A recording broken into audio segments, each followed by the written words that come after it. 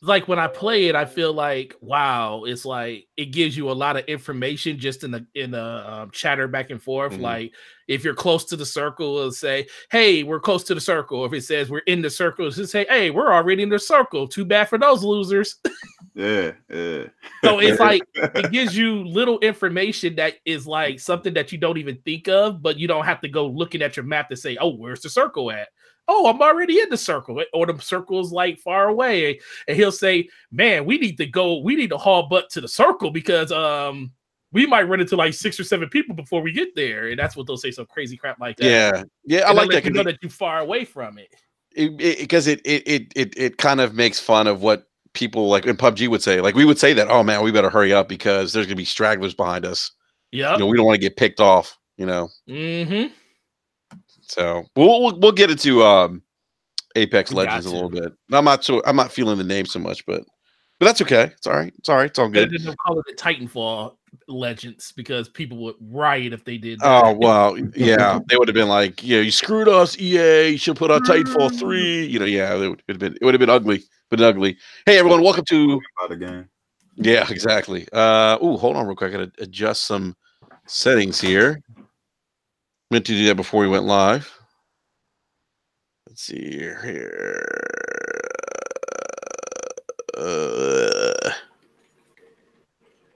What's up, Slow-Mo? Hey.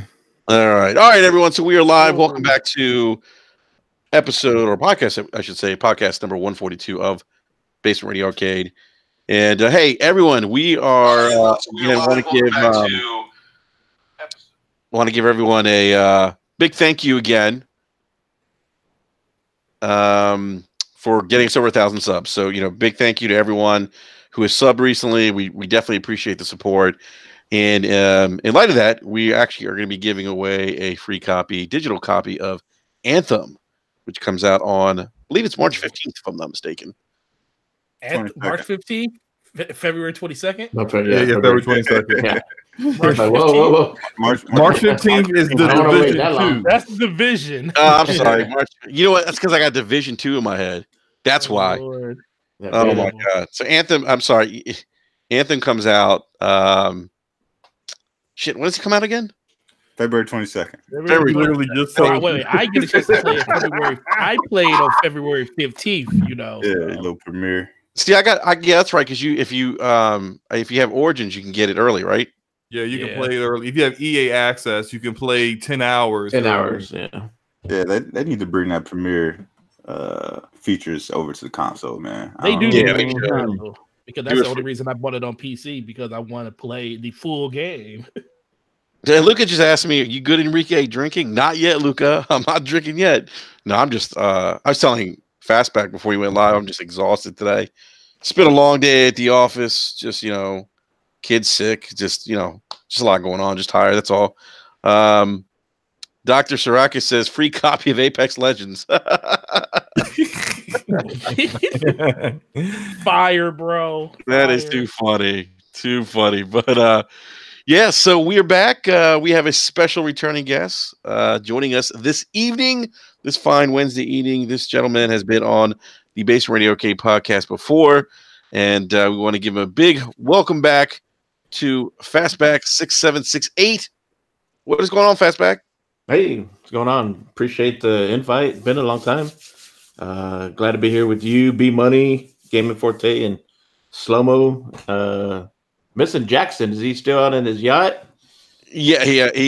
Eric has the night off. He's actually cleaning his yacht right now as we speak. got a big party with Uncle Luke this weekend, so he's getting ready for that. But I already episode? You're on 140. Yeah, 142, man. Can you believe that? Yeah. I gotta go back and see what the last episode we had you on. Because it's been a while. Yeah, it's been a while. So, hey, so Fastback, for some of the viewers who don't know who you are, man, just kind of give them a little bit of background, on yourself. I know you're, one of the co-hosts on the original Next Level Gaming podcast. Big shout out to Mike Mullis and crew. Yeah, man, just tell us, tell the viewers a little bit about yourself.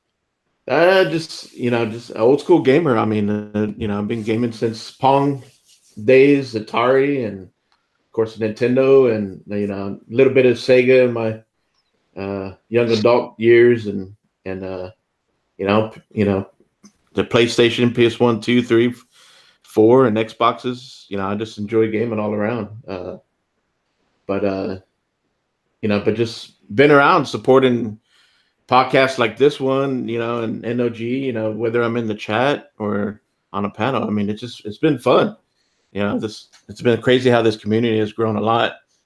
A lot of good people, that become friends with and game with, or and just enjoy just talking about gaming, like we are now. So yeah, it's funny you mentioned how big the community's grown, because I think we've known each other for a long time, and then you're right, the community's really grown a lot the last couple of years. It's kind a lot of new faces. Yeah. Like Okay. I just recently met Gaming Forte and Slow-Mo, this past year. So you're right. Yeah. Faces. Yeah. No, but it's been great, and I'm glad to see you guys still going. So. Yeah, man, we are going strong, man. 2 years into the game. It's funny. B Money and Eric for the longest time told me it's going to be a slow grind, and it's been that. But it's been a fun ride, man. It's been great. So, so welcome back, man. Again, glad to have you on. And real quick, man, you were at PAX South recently, and I know we talked about this in DM, and we were talking about some games that are coming out, or games that we're excited about. You had the opportunity to play Days Gone. Yeah, I did. This is my fourth PAX South, and so this is the first time that you actually had Xbox and Sony having a presence there, and maybe things are changing the way E3 is kind of changing also. So, but Days Gone was probably the best booth that was there.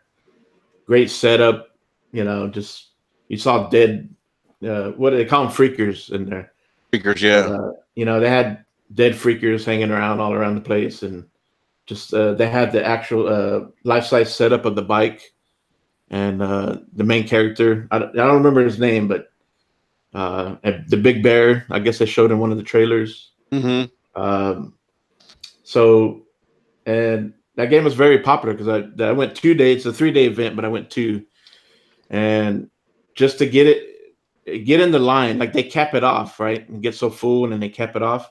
So, me and my daughter would just keep walking around and, try to go over there and see if we can get in, and nope, can't get in.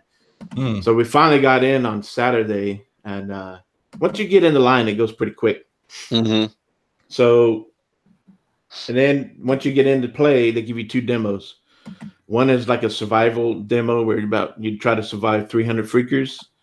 And then the other one is more of, it's kind of the story where you're interacting with the 2 main characters that we've seen in the trailers, and you got to go find some parts and do some searching. So the demo that I played, it was like in some kind of construction yard, and there's freakers all kind of caught up in this big ditch hole, and so there's ways of trying to lure them out and set traps. You have trucks that have big logs, lumber that are sitting there, and you can try to lure them there and try to blow up a bomb or something. And you have trunk tankers with gas, and the gunplay, the mechanics felt pretty good. The environment looked good to me. It kind of seemed like a cross between like GTA and Steadicade 2. Just that, like when I mean like GTA, like the top left button, you hold that down and then you pick your weapon or whatever you need to use, kind of scroll around. So you mean like the L1 button? You hold L1 to pick up like a weapon wheel. Yeah, and then you use your joystick to kind of scroll around to pick whatever you need. Okay. And change your weapons or a bomb or whatever. How fast were the freakers? No, they were quick. Because as soon as you get their attention, it doesn't take long. But there is a mode when so as they're coming at you and you're kind of running and you want to get them to where, like, let's say like there's a barrel, you shoot the barrel to blow it up. Mm-hmm. As you're turning around to kind of point at it, it does kind of I think you have like so long of a where it kind of slows down. You know, that moment is slowed. Okay. So, and you're able to hit those targets that you needed as you're running. Oh, so it's like kind of like what game was that? Like Deadeye with Red Dead. Like Alan Wake. Yeah, kind of like Wake. that. Yeah. What was the one with that Bullet Rockstar Time? made? Bullet Time. Yeah. Max Payne. Yeah, it's kind of like that's their mechanic of it, the way they did it. It doesn't last long, so as soon as you do a couple times, you need to run around and kind of let it build up back up again. But no, it felt fluid. And when I say this kind of state of K2, is that like when I was watching my daughter, when you're out there kind of searching it, you know, you're searching in cars and inside the houses looking for equipment. It kind of feels like that. And that's state of K2 when you're searching for stuff, items you need. So it's got more like survival. Yeah. Aspects. So there is a survival to it, you know. There's crafting. The gunplay sounded good. So there is crafting then, there's crafting because you could craft some of your weapons and make improvements to them. Your bike, there's a lot of improvements on that you can do. So as far as the character, I didn't see anything like how you can change your character. Maybe there is. That wasn't in the demo, but I think it's gonna be a fun game. You know, it's in like this is something new for Sony to have kind of like something like this on their portfolio. So, yeah, Slimmo, let me ask you with the freakers, right? Yeah, you said they run fast. Are they different types of freakers? You know that there. Did you notice that there's like variety in like the design of the freakers, or they pretty much look all the same? Like, are they like big freakers like like UT and State of Decay, or are they pretty much all look the same? No, they all look pretty much the same to me. But I did read something the other day. I didn't get to read the whole thing, but there are some freakers that are different. But I could have sworn in another trailer earlier last year where they showed kids, like smaller freakers that were quicker. Really? Yeah. See, that would they just put out the different freaker trailer, and they showed the kids recently. And like the screamers and the bigger ones. So yeah, there's a couple of different versions of the infested. So do they go into why they call them freakers? Like, do they talk about that at all, or is it just or was it just more like you said, like just a demo to kind of just? No, they didn't really explain all that. So I'm sure we'll get that in the full game, story. Kind of catch you up on all that. But I enjoy playing it. Now I can't wait till it comes out. Yeah, I'm all about open world survival games like that. So so this is a must buy then. This is a must buy for me if you like those type of games. You know what I mean? Yeah. I don't know how the story is going to be. I'm still kind of like the character stuff. Like I didn't really get a feel of the main character, the guy that we've seen on the biker. Yeah. I don't really feel him, but I just playing the game itself. Like I'm interested in trying to survive in this world and see what it's all about. Yeah, interesting, man. All right, well, dude. I'm glad you got the opportunity to play because I don't think I think actually was Fame down there. Fame was. Yeah, I think he was pretty hyped about it too. A lot of those guys there, almost all of us that were there that played it, enjoyed it, and that it's like, yeah, you got to play this game. Nice. All right, that's good to hear, man. You said that this is your fourth PAX South. Yeah. What was this the first time that like Sony had a big presence there? Yeah, this is the first time I've seen Sony there. They had their own. They had the Days Gone booth, and then they had a PSVR booth. So they were showing off a couple of VR games. So yeah, I mean, it was good to see that. And then Xbox had just a Game Pass, and so they had a couple of like vending machines. You can go, get in line, and I won about 10 months worth of Game Pass. Nice. Out of those deals. So I shared some of that with my oldest, and got a Crackdown picture that has like this setup of 6 cameras. You take, but to me, it was a missed opportunity not to have Crackdown game there as a demo.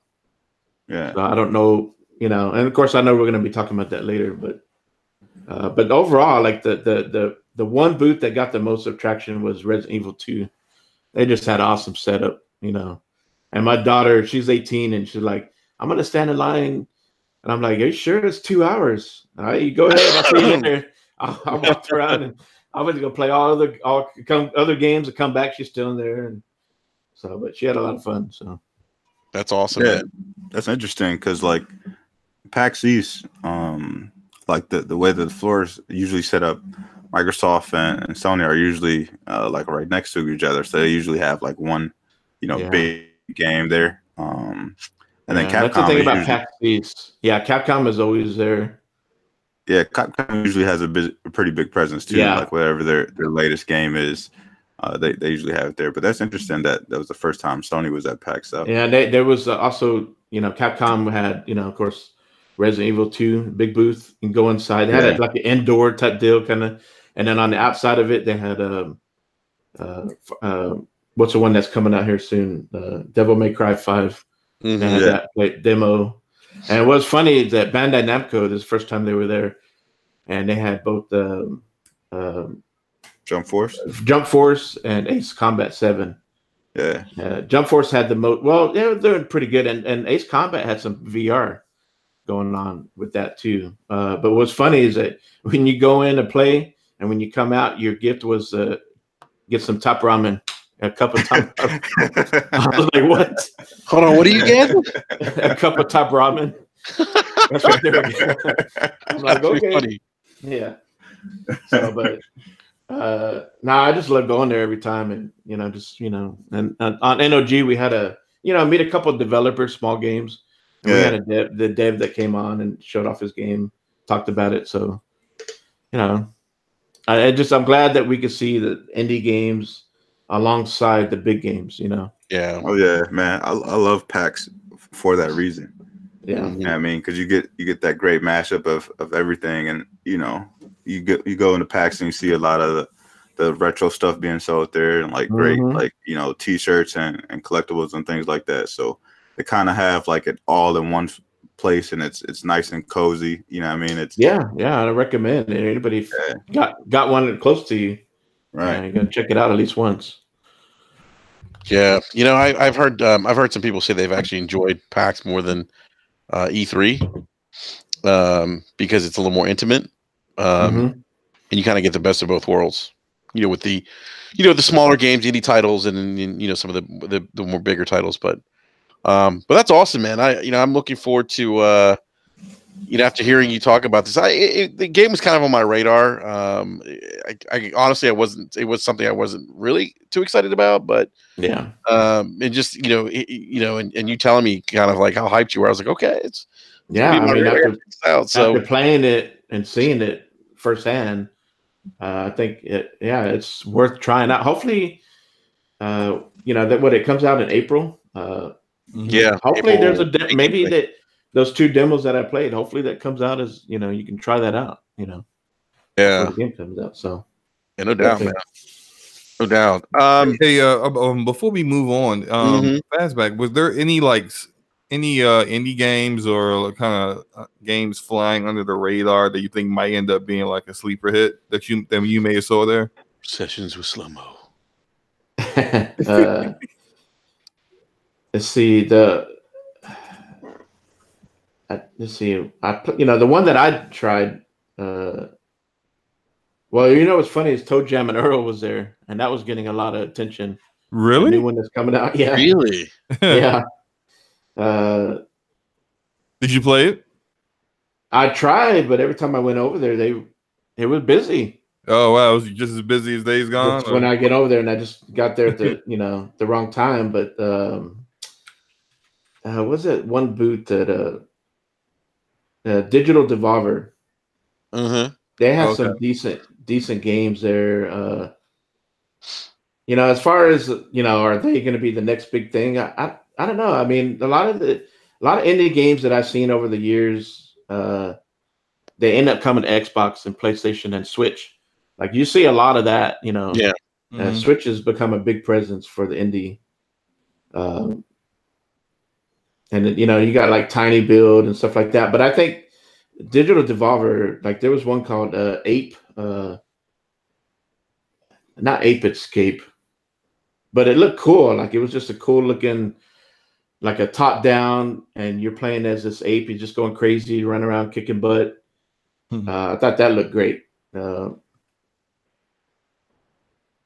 right, cool, man. So it sounds like lots of good indies that you got to play, and sounds like an all-around good experience, man. I'm jealous. I wish I got to go to PAX, man. You know, I gotta go to PAX East, right? That's yeah, I got to go to way, PAX. Yeah, I need to. I gotta maybe those Iron Lords. Yeah, I know they were there last year, and I know John and the STGC crew. I think John was actually on a Dark Souls panel or something last year, something crazy. So yeah, I gotta check it out. So real quick, I do want to give a quick introduction to my co-host. We got B Money. B. I hope you guys enjoy Otto Porter, man. Hey man, I hope he comes and does his thing. I hope he doesn't disappear in the fourth quarter like he did here. Oh boy! I mean, he's a role player. I don't really expect much. I'm actually sad to see Jabari go, man. They did my man so dirty, but hey, he's a baller, man. Y'all gonna enjoy him out there. Yeah, we could, man. We could use the help, man. Considering that John Wall somehow managed to fall and hurt himself at his house. Yeah. You know, that man Jabari, I saw a quote earlier today where he said they'll pay people in this league to play defense. He's gonna fit right in with the Washington. Yeah, we don't play no defense no He'll fit right in. Oh yeah, he is. Just Quiet Gamer says Porter is a bum. I don't know if he's a bum, but hey, sometimes it's just systems, man.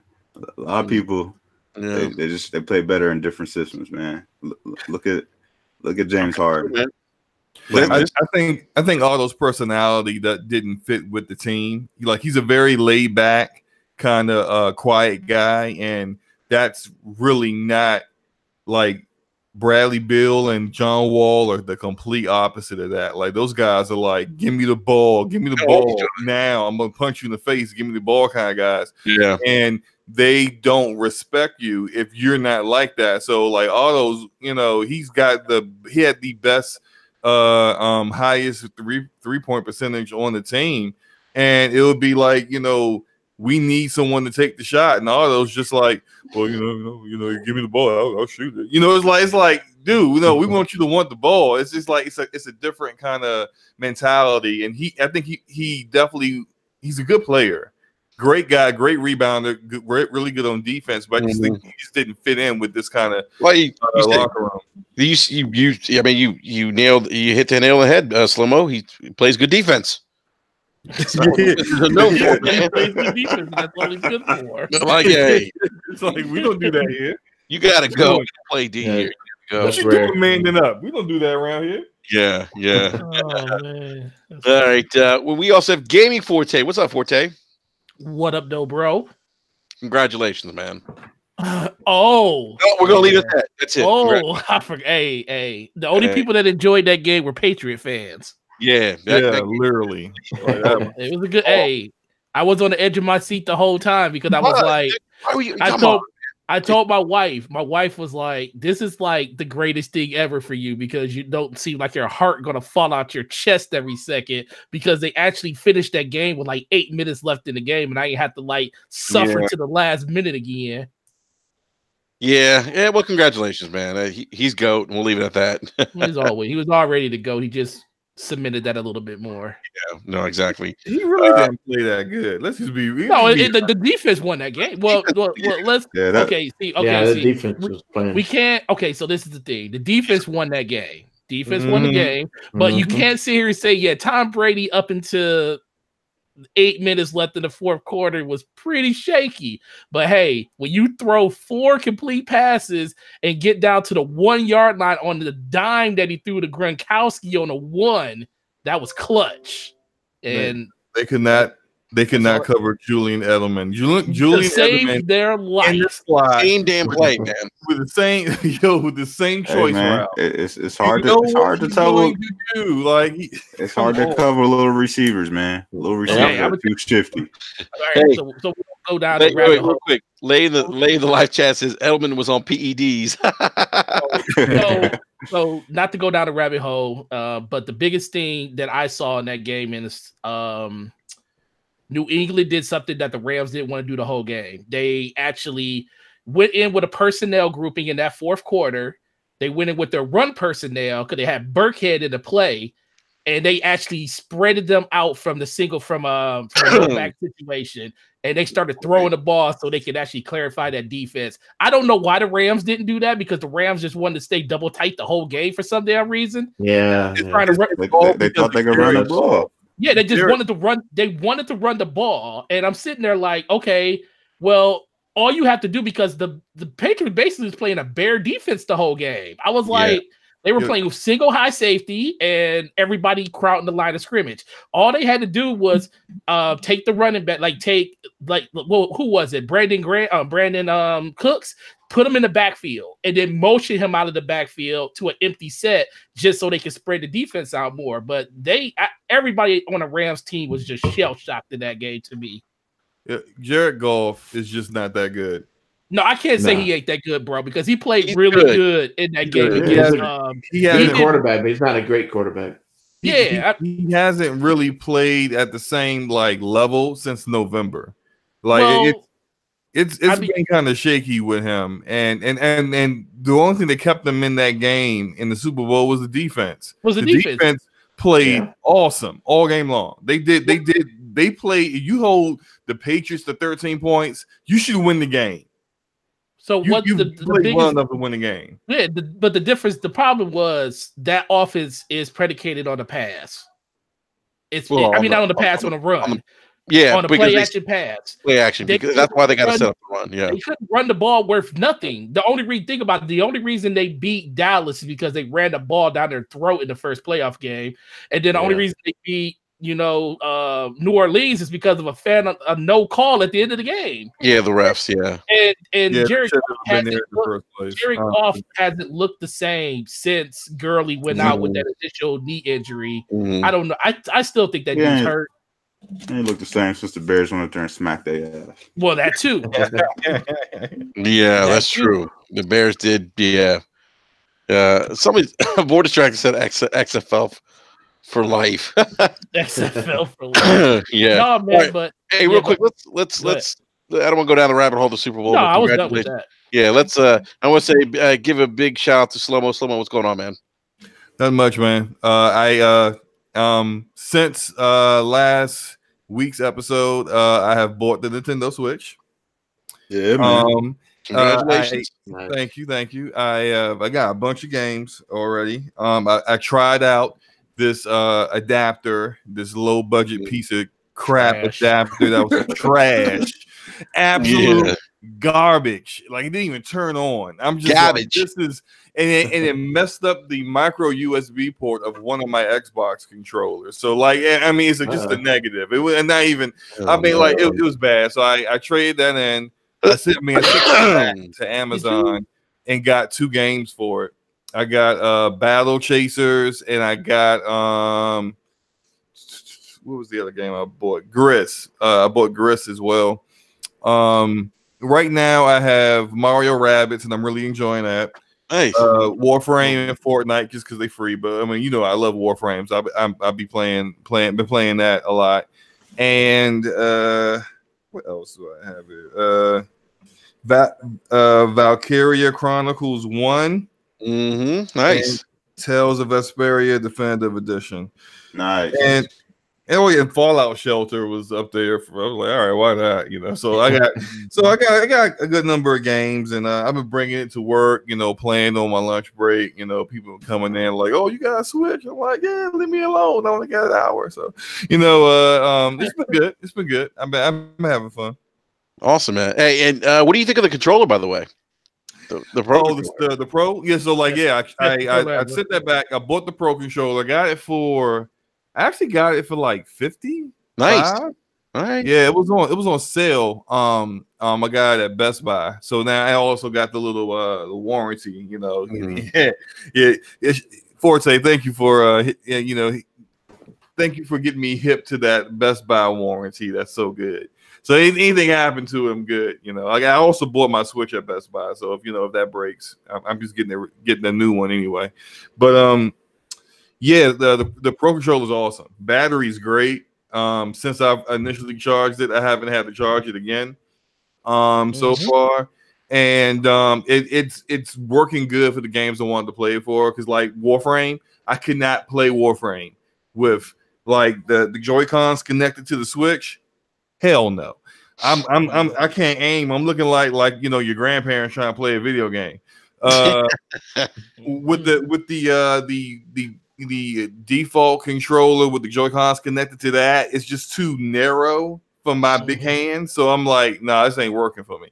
So with the Switch controller, it's good. Only thing is that the main button being the A button, where it is not typically would be the circle or B button on Xbox and PlayStation, been throwing me off a little bit. Like I keep basically going back in menus when I don't want to. But I mean, I'm getting around it. I'm having fun. I'm gonna dig into these RPGs pretty soon. Probably once I finish Mario Rabbids. I probably played that the most and been having a lot of fun out of that because I love games like XCOM. So what? Octopath Traveler. I almost got that, but then I started to hear about I started listening to what other people were saying about the game. How they do the story is a little, I don't know. It's like convoluted. It's convoluted as fuck. That's what I've heard. It's convoluted as fuck, but it still doesn't change the fact that that's still a good game. Okay, I mean, I'm gonna get it eventually, but I'm probably gonna wait for a sale because as of right now, it's like $60, and I'm looking at it. And that matter of fact, let me just do a little. I mean, I enjoy rain coming. I enjoy the Switch. It is a very good idea of Nintendo to have a portable console. But let me just say something, Nintendo, for a moment. Why the hell is all your games $60? I don't want to hear anything about how, hey, look, it's portable. So no, that will mean shit. This game. For Mario Rabbids to be $60 on the Nintendo. You paid $60 for that game? No, I didn't. No. I went to GameStop and it's 25 at GameStop. Yeah, it's 25 at GameStop for the first time. This is your fault, Nintendo. That for the first time since 2016, I had to buy a physical game. Damn it! I don't want to buy physical games. I want everything digital. I don't like to have to keep up with that stuff. Like I'm back in the day when I was a teenager and I had to go find my PlayStation CDs and they all scratched up and shit. Like I don't want to do that no more. I just want to have everything digital. It's 2019. Can you come up with some sales and stuff? Like you actually, I mean, they're doing great with selling games, but you would even sell even more games if you actually put this stuff on sale. Your games that launched with your system should not be $60. It just should not be like that. No. It's ridiculous. Well, unfortunately, that's how Nintendo hopes keeps that value, man. That ain't gonna happen. Yeah, that ain't gonna happen. And the cartridges are very expensive to make, which is another reason why they're $60. Yeah, well, it's just not gonna happen because it took even the Wii U with its non-selling self didn't drop in price until 3 years after the system came out. Even up till the release of the Switch, they were dropping the price. It was still $300 for that thing. It dropped, dude. The Wii U dropped $50 in price over the course of its generation. That's crazy. Oh my goodness! But look, you know what? I have two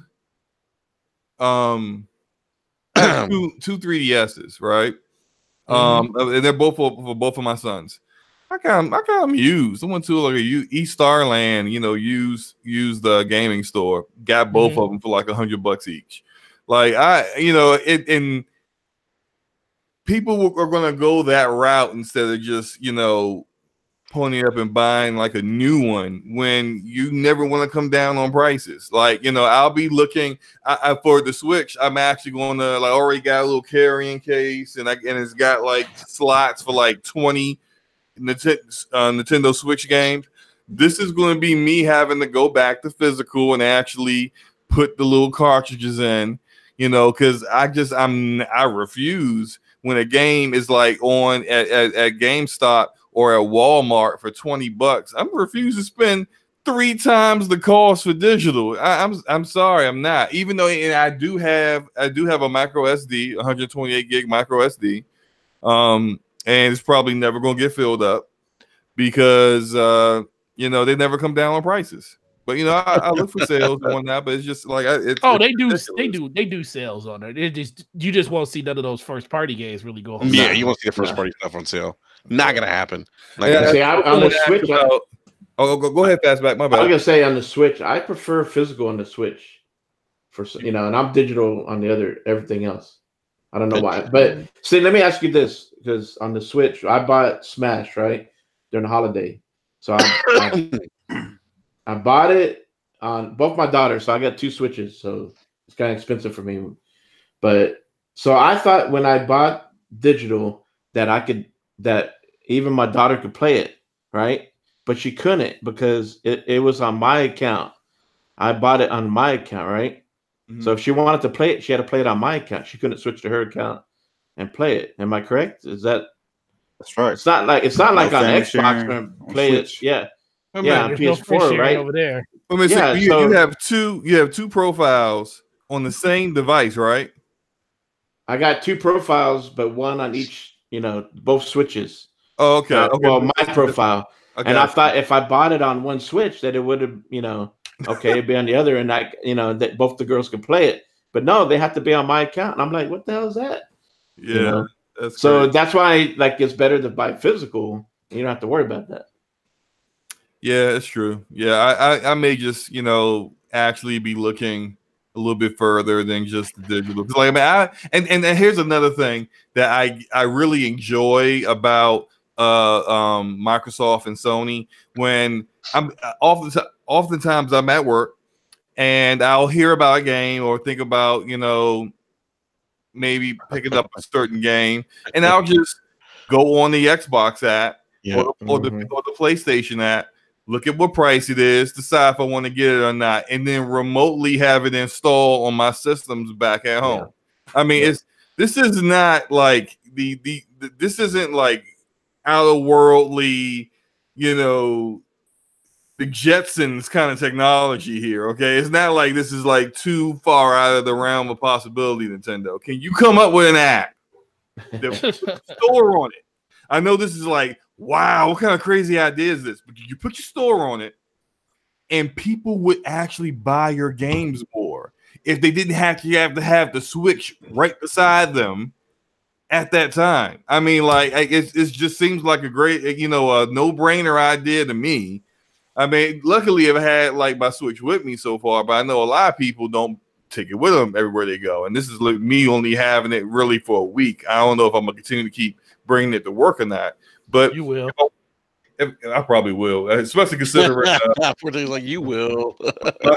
Both of my sons want one now. See, this it's expensive when you got kids. That's how you sell 31 million. Is that right? Yeah.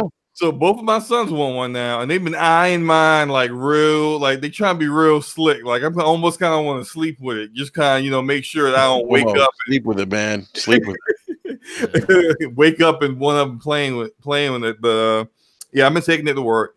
But it'll be nice if they just had an app that was worth something, not an app that was only for voice chat for like 2 games. Like, what is that? That's just a trash app. You shouldn't even have made that. You should just make a real app that does everything. Yeah, and they don't even need to do that. They can go hire someone else to go do that for them. You know, well, don't worry. You're going to have an Xbox Live app on the Switch pretty soon. Yeah, I was about to say that. So if you want those features, wait till the Xbox Live app comes on the Switch. Maybe you can party chat on the Switch with that app. That is very, very true. That'd be interesting. Yeah. Well, you know, everything you say makes too much sense for Nintendo, man. So you may get some of these features next gen, Slow-Mo. You say you may get some of them, not some of them. Exactly. Just some of them. Just some, not all of them. I am not confident whatsoever, Enrique. This is Nintendo where they introduced an online service that actually removed features that people were enjoying for free. I mean, just yes, I know, man. It's Nintendo, man. It's amazing that they're as successful as they are right now. It's just fascinating to watch.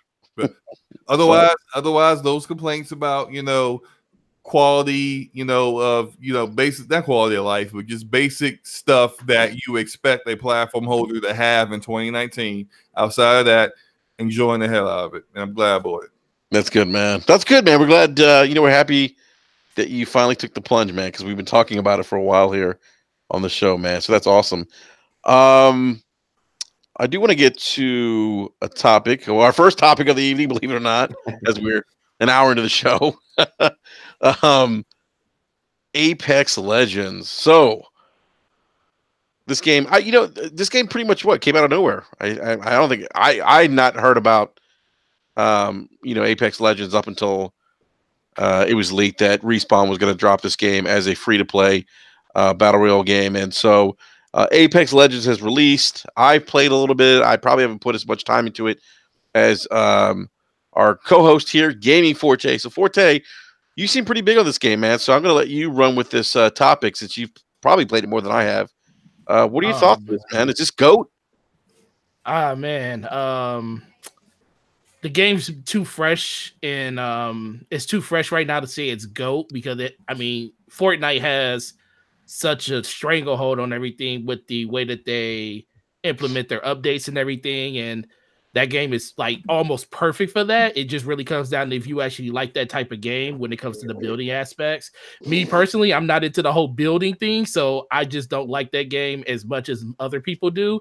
So I will tell you this: if Apex can be on the same level of their updates and their distribution of content over the next couple of months, like they did put a roadmap out that shows what they're doing all the way up to December with new abilities, new characters, new everything, new weapons. If they can continue to do that like Fortnite does, this game I can see being, it can be the GOAT because I feel like the movement and the gameplay is second to none to any battle royale out there. I feel like it being ran in the source engine, the modified source engine off the Titanfall engine, is something that really makes this game shine a lot. Unfortunately, they did take some of the stuff out, like the running on walls and double jumping. Yes, parkour. They took the Titans out. They did take the parkour out, but they added little things into the game. Zip lines that gives you the ability to still get around the map pretty fast. Like you have the Wraith's ultimate ability that can go through a different dimension and literally come out the other side, and you move through it really, really fast. You have the zip line from Pathfinder, which is really cool.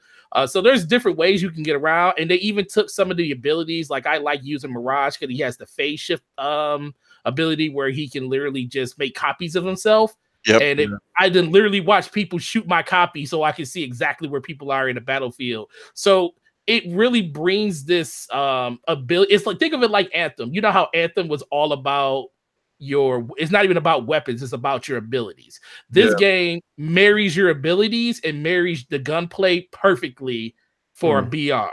And that's the one thing that I love about it the most. It's like when you drop into a game, first of all, it feels epic. When you drop in as a team.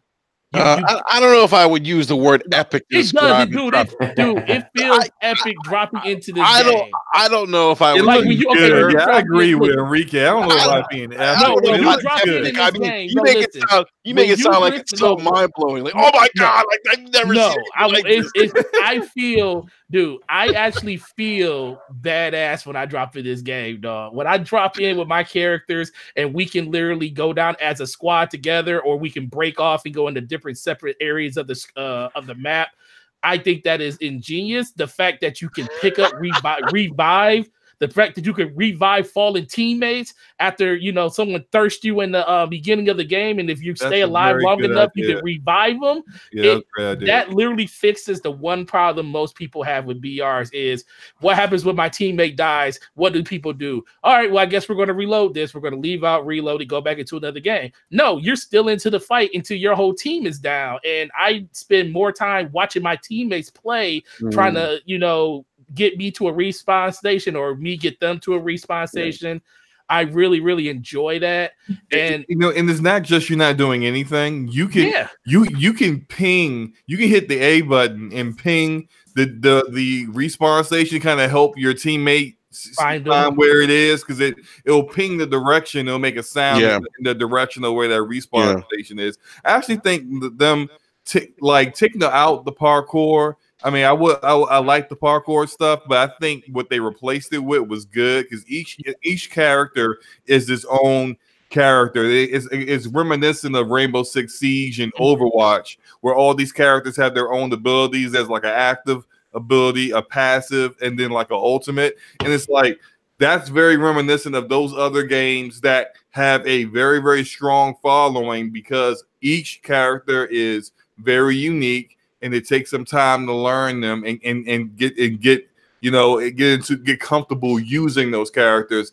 That brings a lot of replayability to the game that I don't really see in Fortnite and Black Ops, because it's just you're just, you know, there's no different between anyone else's character, no matter how long you played it or whatever, or what kind of skin you're wearing. It doesn't matter. Your character is doing the same thing everyone else is.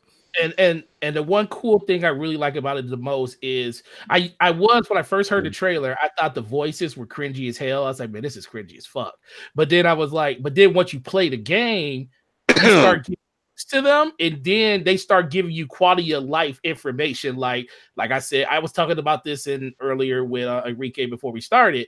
Like the fact that they tell you how far the circle is away, they'll do it in some witty ways. Like, hey, we're way too far away from the circle. We're going to run into like 10 people before we get there. That lets you know, like, dude, we need to start moving because we're too far away from the circle. And if you're in the circle, it'll say, hey, we're already in the circle. Too bad for anybody outside of it. And I'm sitting there like, it's like as you're playing as a squad, it takes away that it literally takes that barrier away from people that don't really know how to play the game that often, because it's giving you information as you're playing through the game. When you're running low on ammo, it tells you like, hey, I only got one clip left in my ammo, and everybody in your party can hear you say it. So if someone has ammo, they can just say, hey, I got heavy ammo. Do you need something? You can look at your thing and say, yep, that's what I need. So the game is a lot of information. I think Respawn went above and beyond and listened to all the criticisms that people have for BRs, and they addressed a lot of that stuff. Now, the game has a long way to go because, like I said, Fortnite is basically the GOAT when it comes to all this. It really just comes down to updates and quality of life changes even further going with this game. I just think for a free-to-play game, the fact that this game stayed under wraps for so long and nobody leaked it, and just to, you know, open up your Xbox one day and a trailer comes out and it's this game that no one even knew about. I think that's really, really cool. And it is, no one leaked it because it was supposed to be Titanfall 3. Yeah, okay. And then they even talked about that. And then, you know, of course, in everybody's great knowledge, they're gonna blame EA, say, oh, EA forced them to make this game. Even though when the developer comes out and say, no, this is the game we wanted to make, we had to go to EA and say, hey, this is what we want to do. And of course, and I don't blame people for thinking that this is the game that EA wanted them to make, because it is a microtransaction game. You really believe that EA propaganda? Come on, man. No, it's not that. I am going to take developers at their word until I have other information on it. That's all we can do. We can't if you ain't got proof that this ain't the way it is, you can't slander it. You just can't do it. Y'all keep falling for that EA okie doke, man. I'll say this, Forte, we have EA has said things in the past to lead us to believe that this is the kind of game they want. They want that continuous revenue model, and as games of services. They talked about it. They talked about getting away from, traditional single player campaign games. That's so how long they said they've been working on this game since Titanfall 2, right? Huh? They've been working on this game since Titanfall 2. After they released Titanfall 2. Yeah, it's supposed to be Titanfall 3. No, listen. When did EA come out and say that whole monetization around games as a service like this? What was that, last year? Early last year? No, late last year, right around the time Star Wars came out. I don't know, but it was around the time Star Wars came out. That's when they were talking about games as a service and microtransactions and everything being in their games, and that's how they want to monetize their service going forward. This game was in development before that. Remember what David Jaffe said to us when he's on the show? Oh, I know what he said. You ain't supposed to do. You're not supposed to trust any. And I even said it. You're not supposed to trust EA about this. EA is still the evil empire when it comes to this, right along with Activision. But I'm not gonna put this on their tombstone unless I hear something differently, because Vince Capella came out and said this. He's on his own accord. He said they didn't have anything to do with this game. They had nothing to do with the development. This is what we wanted to do. And I guarantee you, they probably wanted a Titanfall 3. I think EA probably did want that, but the fact that they came out with this game, I think is going to be more beneficial for Respawn to actually get in line to giving us a better version of Titanfall 3, because we all know this game, does it look great? Does it look gorgeous? No, it doesn't look like Titanfall 3 is dead, man. No, Titanfall 3 is not dead. It's dead. All, they're not going to greenlight it. Titanfall 3 is going to be something that they're going to move over to the either their own engine, or they're going to move it over to Frostbite. They didn't have enough time to do that in the 2 to 3 years that they wanted to make Titanfall 3, and so they're supplementing the game with this. Yeah, that's what I was going to say. EA told Respawn, if you want Titanfall 3 to come out, you need to put Apex out to help fund Titanfall 3. Yeah, they probably. Yeah, I guarantee. And maybe, sure, it helped, but But I did hear too that Titanfall 3 is going to be on a new engine. Yeah, and they don't put it like this: we don't want to see Titanfall 3 look like Titanfall 2. I thought we want Titanfall 3 to be this beautiful looking thing that is like the greatest thing ever. Yeah, didn't Jason Schreier come out? Didn't he say that it's not in development? He said it was in development, but it's not anymore. I don't know, man. I'm not going to hold my breath. I know the Titanfall 2 didn't sell well. I think in part because of the terrible launch window. I mean, that was just terrible. That's supposedly EA didn't pick. See, look, Forte, are you serious? Hey, yes. I'm very serious. He's trying to be fair here, man. Look, how is it? It's so curious to me that everything that people blame EA for, that people would typically blame a publisher for, because that's what publishers do: choose release dates, tell a developer what to make. Everything that people have been blaming EA for the past 3 years, curiously, all of a sudden, it was all the developers. Let me ask you something. It was wait. It's always the developer now. This is EA trying to change their image. This is them trying to get people to get off their neck. Okay. So let me ask you this, Slow-Mo. I've seen this from so many current EA developers, but you notice none of the former EA developers are saying any of this stuff. Slow-Mo, let me ask you something, bro.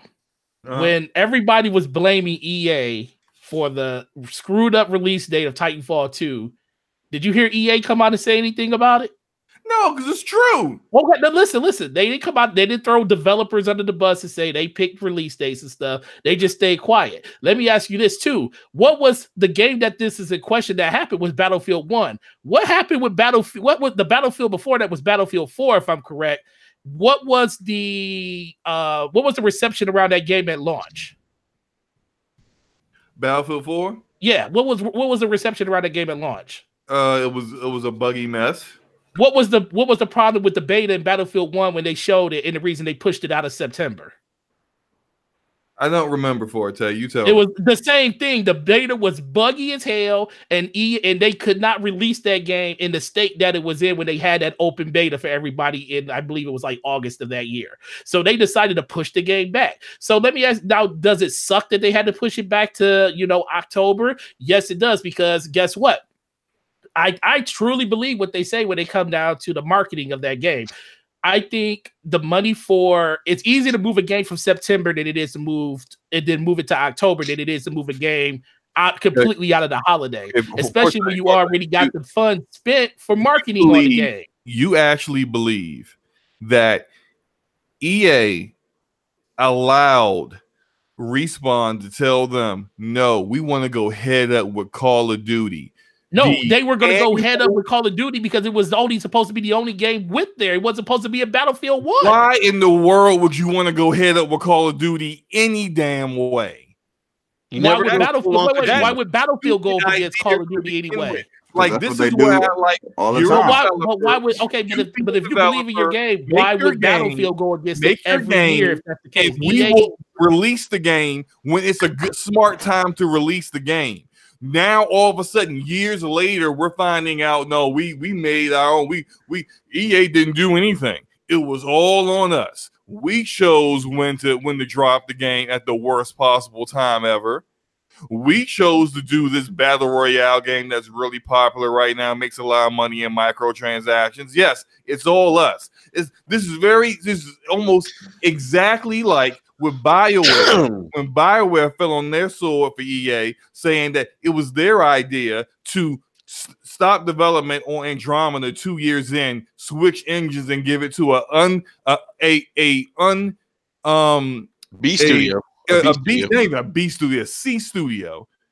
C studio who had never been the main developer on a game before, and was so we don't believe that Casey Hudson with an engine that wasn't even ready to make an RPG. Anthem. Huh? We don't believe Casey Hudson when they said that Anthem was their priority, and that's why they gave Andromeda to Casey Hudson lying before. We caught Casey Hudson lying before. I'm not saying that. I'm just saying so we don't believe Casey Hudson is saying that that's the thing they wanted to make.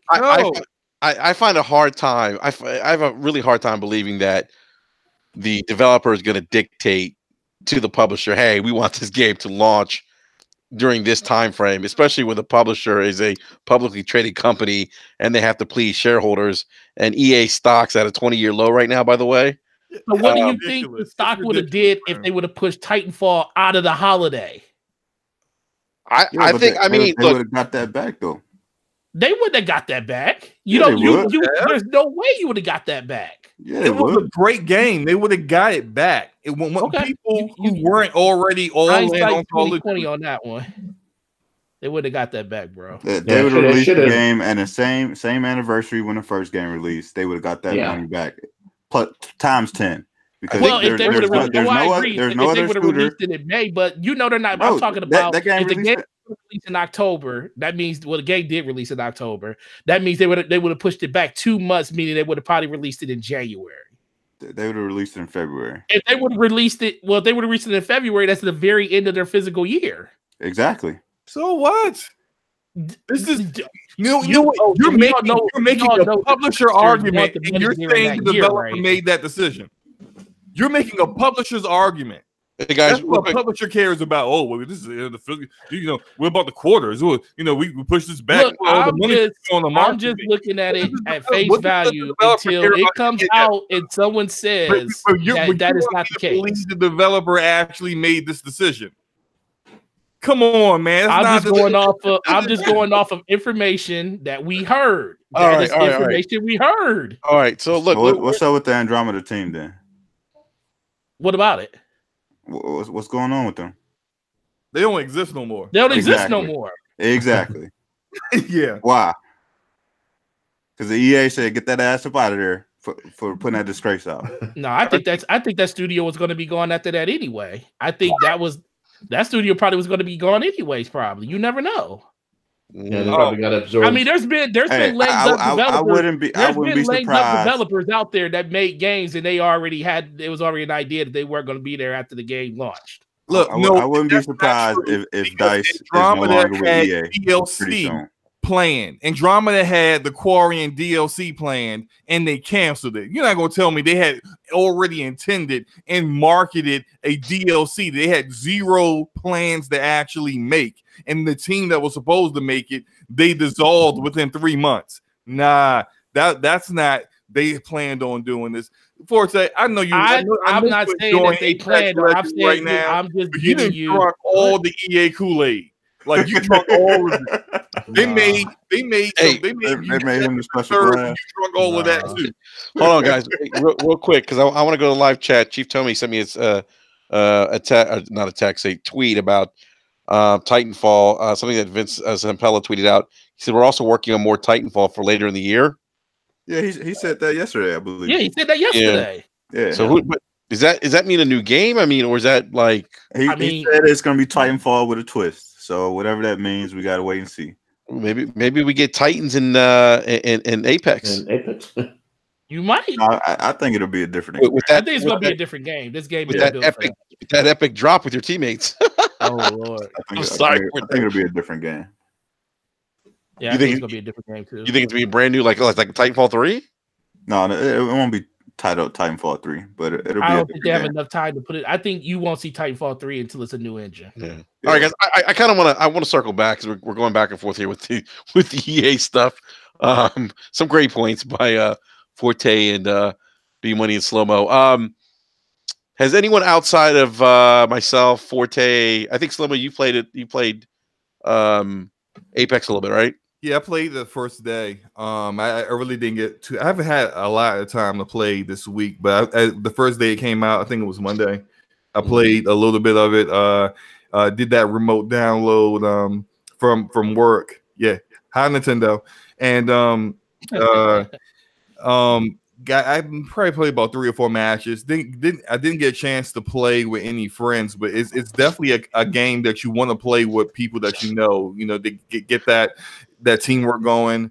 You know, really talking with your teammates, and even though they've created tools within the game, like you can ping, weapons and stuff like that. Like the ping option is really good for people who, even if you got your mic open, a lot of times someone else, when you're playing with randoms, they don't have their mic on, or they do, and they're just not going to respond. But or in my case, Limo, they speak different languages.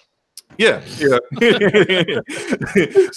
the pinging is a universal language of, hey, there's a gun, pick it up. Hey, here's our next, objective. Here's some ammo, that kind of stuff. So I really, like, as I said before, I love the fact that it's like a mix of like Overwatch in there with the different characters and their different abilities, and they all being very unique. I heard they're going to be introducing more characters down the road.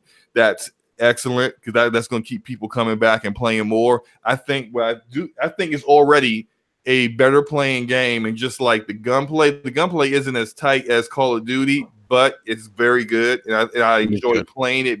The movement's better than Call of Duty. I enjoy playing it more than that. So, just already off of the very little time I played with it, I think it's the best battle royale out right now. And I think if they want to get that Fortnite crowd, and they want to get that Fortnite money, a part of what made Fortnite such a big phenomenon isn't just the gameplay, but a lot of the other stuff they add in.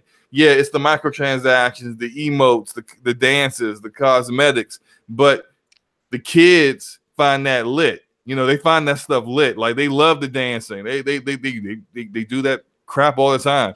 They need to come up with a way where they don't get sued by someone famous, but come up with some dances, some get some emotes, get some of that stuff in there in their game, and add that stuff as time goes on, where the kids can really get into it and be like, oh, okay, yeah, this is cool too, and it plays better. Oh, hey, and the hit detection isn't completely screwed like it is in Fortnite. It's going to be that. I think that's something that they should look at, further along down the road, so that they can keep up this hype that they've gained this week, because very easily, kids can play this and be like, it plays cool, but all my friends are playing Fortnite, and there's this new skin that just came out. I'm gonna spend $15 on. So it's they gotta find a way to grab that casual audience. But I think the hardcore gamers that maybe a little bit into battle royale, not really, but they definitely are into a good shooter. Yeah, I think they already grabbed them. Interesting. All right. It needs to go mobile too. Yeah, I was going to bring that up. Kids. That's a good point. Yeah. That should be the next step too. They need to put it on Switch, put it on iOS and Android, and they got a winner. Yep. Fastback, have you played this?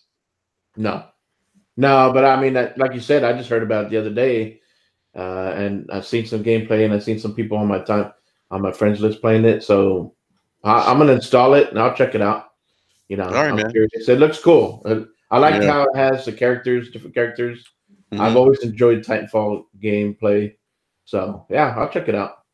All right, man. Like you, I played PUBG. I enjoyed PUBG even with all its, crap that it had its issues. It was fun, right, man? It was a good time. I mean, I had fun playing it.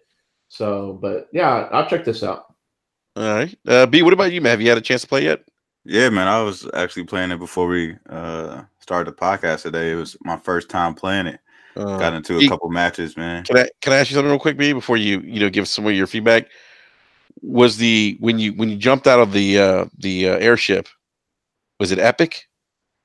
I mean, I wouldn't call it epic, but it was pretty sweet. You know what I mean? Rolling around with your other partners, you know what I mean? That joint was kind of fire. So is it the best of all the battle royales? Is the question? Yeah, for sure. And that's what I mean. I don't know. And when I'm talking about epic, I'm talking about across battle royales. This is by far the best one. I think there's something to be said for PUBG, man.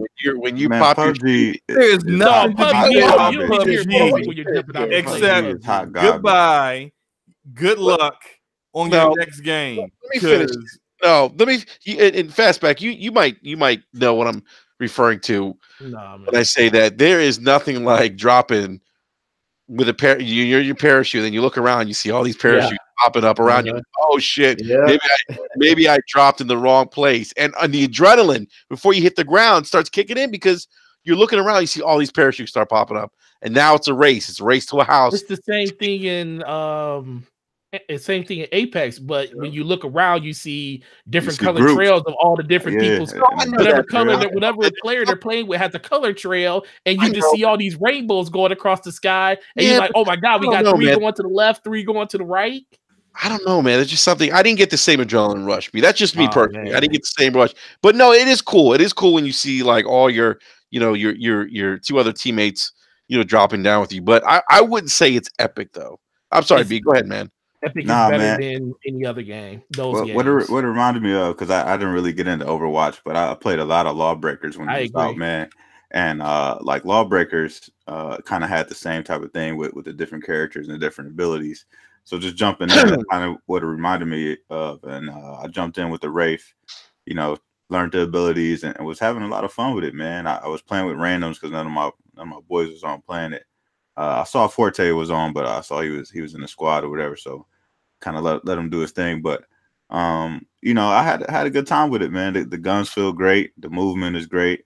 I love the fact that like around the map you see like the banners of other teams, and it shows like like how many kills they got, so you really know like what's out on the battlefield, how good other players are.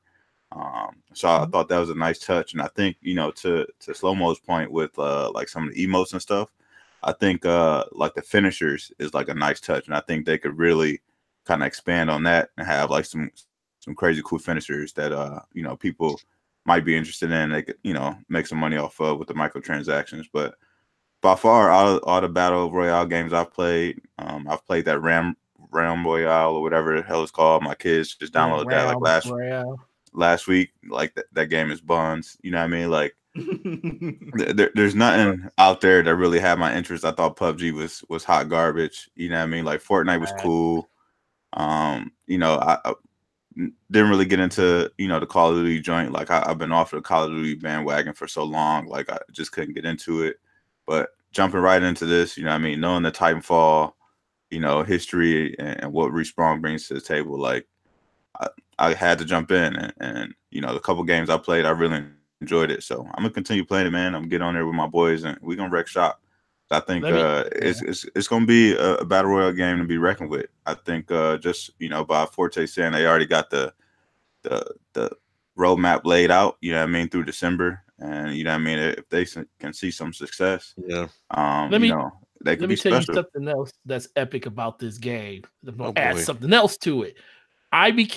When I killed 4 people after dropping down from the ship, which is the most craziest thing ever. It's like an adrenaline rush. Killed 4 people in the first 1 minute of the match, and it said you are the kill leader. I was like, what? I was like, what? And then I got a video. If you check my video I just posted today, I'm looking at the banners, and it's got my squad on it with me in the middle, showing me being the kill leader. And I was like, oh, this is so sweet. So everybody that's looking around know I'm the kill leader.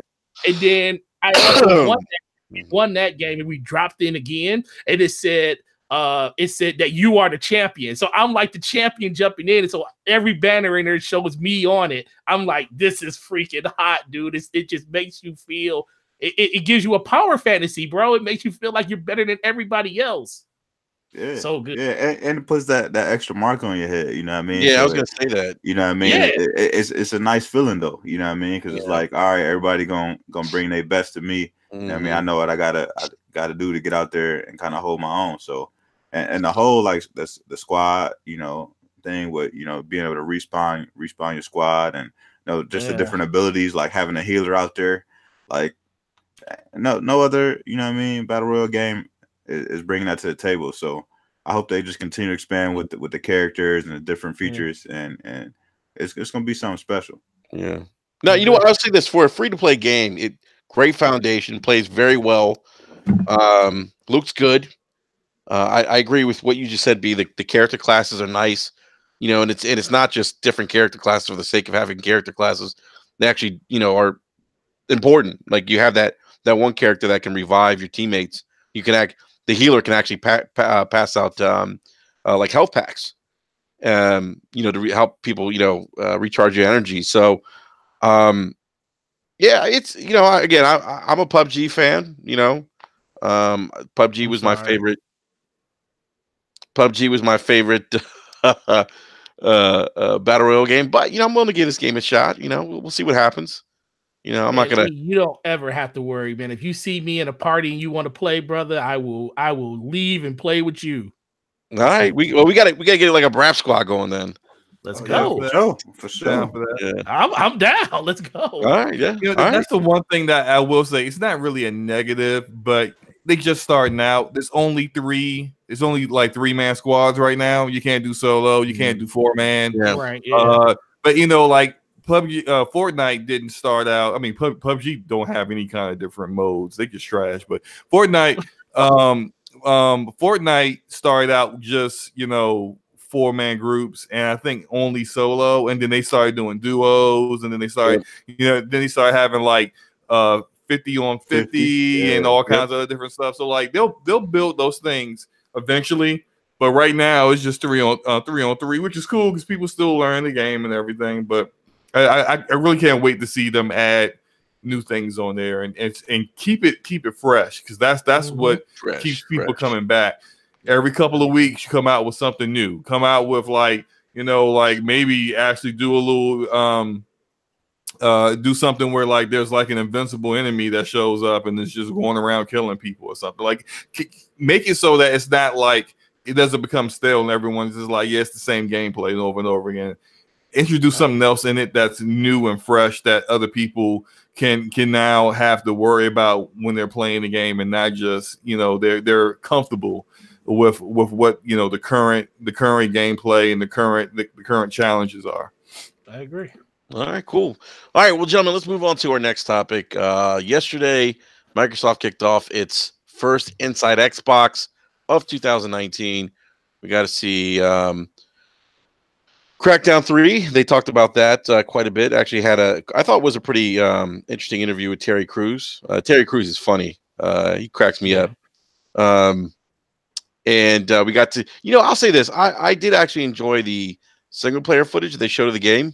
I feel like that actually looked a little bit better than what the multiplayer footage that we saw this past week. But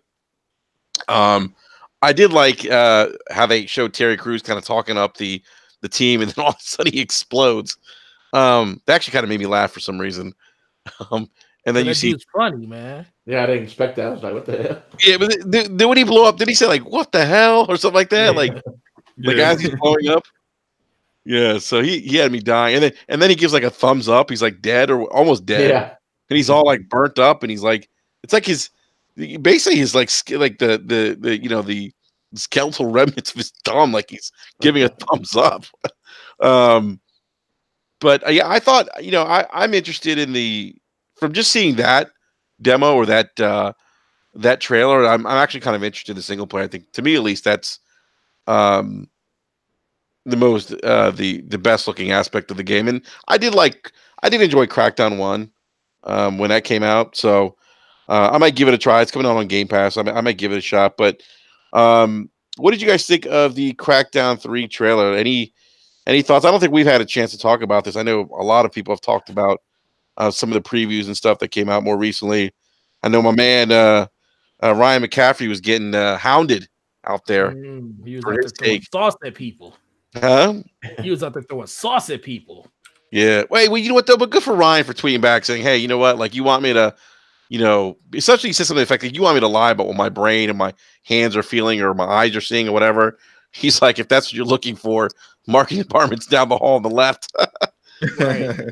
So good for him because I agree with that. Like, I wouldn't want somebody to lie about not liking, to lie about a game that they don't like, or I wouldn't want that. I don't think anybody would want that. But B, let's go to you, man. What did you think of Crackdown 3? Well, after watching the Inside Xbox thing, I was actually a little bit more disappointed because I don't, when you look at what they did with the Terry Crews thing, where they kind of build it up in game or whatever, yeah, and then like they blew him up or whatever. It doesn't seem like any of that is going to be like part of story beats. You know what I mean? It's just, traditional Crackdown. You run through and fight the bosses and stuff like that. I think the gameplay, as far as the story mode is concerned, it looks pretty good. You know what I mean? It graphically looks a lot better than what we've seen in the past. And it definitely looks more interesting than the multiplayer stuff. But when it comes to the multiplayer, man, that's a huge disappointment. You know what I mean? When you look at other games that have had destruction, it just looks more impressive. I know that they're using the cloud tech and things like that, and you know what I mean, that's super impressive tech, but what my eyes are telling me is that it doesn't really look that impressive. You know what I mean? As long as we waited for the game, as much as it's been talked up, I was definitely expecting more. You know what I mean? When you look at the multiplayer stuff, it looks like it's just in an arena. There's no real city landscape. It almost looks like, just like a testing arena. You know what I mean? Like something that X-Men would have, you know what I mean, when they're going in for battle, just messing around, you know what I mean? Like it doesn't really look like a true multiplayer arena, but it's in Game Pass. Looks like the world of Tron to me. Yeah, it does. You know what I mean? It definitely isn't what I was expecting from the multiplayer, but the single player is least worth checking out, I think, and I'll probably take a hard pass on the multiplayer. All right. Fastback, go to you, man, for special guests. What do you think, man? Well, I mean, like you guys, I enjoyed Crackdown 1. I didn't really play the second one. And it's the campaign. I like the way the game looks. Just the art style. As far as I am interested in the campaign, multiplayer, I'm not very big on multiplayer, but I do agree that it's not what a lot of us thought they were going to bring. It seemed like they must have had some trouble because obviously this game took a while to come out, right? Yeah, and we didn't see that multiplayer the last couple of years at the E3, and we're like, "Where's the multiplayer?" So they must have what they wanted to do, they obviously couldn't do it. When they showed that tech demo, whatever it was, the Gamescom in 15. That's a while back, but that's not what we saw there. Is not what we're seeing now. So something to where they just couldn't get it to work. That they hope to, and so what we're seeing now is what they could do now. But I don't know. I guess I'd have to try it out to see. But I don't know why we're all getting so a lot of people getting so worked up about it. Like you're saying that Ryan, when he's playing it, he's giving this honest, at that moment opinion, right? And I'm okay with that. But you could tell he was kind of disappointed, from the beginning, right? Mm-hmm. From what he's seeing. But when I was watching his gameplay, I didn't think he didn't seem like he was that into it. Like when he was playing the multiplayer, he wasn't really going around shooting up, trying to, cause damage. He just seemed like he was disappointed, which, I understand. But, I want to see, just play the game, say what's good about it and what's bad about it. You know what I mean? It's not a AAA game. I don't think they ever, said it was going to be this, the next Halo Gears. Well, I think Phil at one point did say that Crackdown, he wants Crackdown to be up there with, the bigger franchises like Gears and Halo.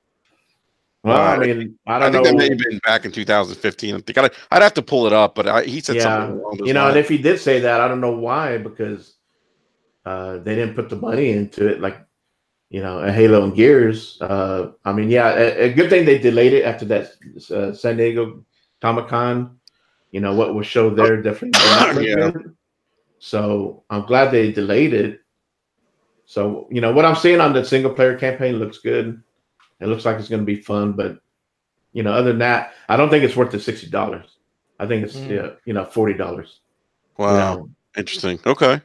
Yeah. Do you feel like it's not worth 60 because maybe I just don't think it's not a AAA game. It's not a big marketed game. You know what I mean? Mm-hmm. I think it's a fun game that has a following. With Crackdown both days. I just don't see a reason why it should be a big old thing. I think what it is also, you look at Xbox got criticized for Sea of Thieves and State of K2, right? Mm-hmm. When they came out, saying that, well, there's not enough content or it was buggy like State of K2. But to me, those games, even with those issues, were still fun as far as multiplayer. I'm not sure if this one will be able to. Well, one thing too, I'm disappointed that it's only 2-player co-op, and it was going to be 4-player co-op. So that is a disappointment because I was looking forward to playing that with the guys, and now it's only 2 players. So now you're kind of limited to who you're playing with at a time when. So this game could be kind of like State of K2 and Sea of Thieves in a way where it could help them as far as online. Showing it off. Game Pass will help with that, but I don't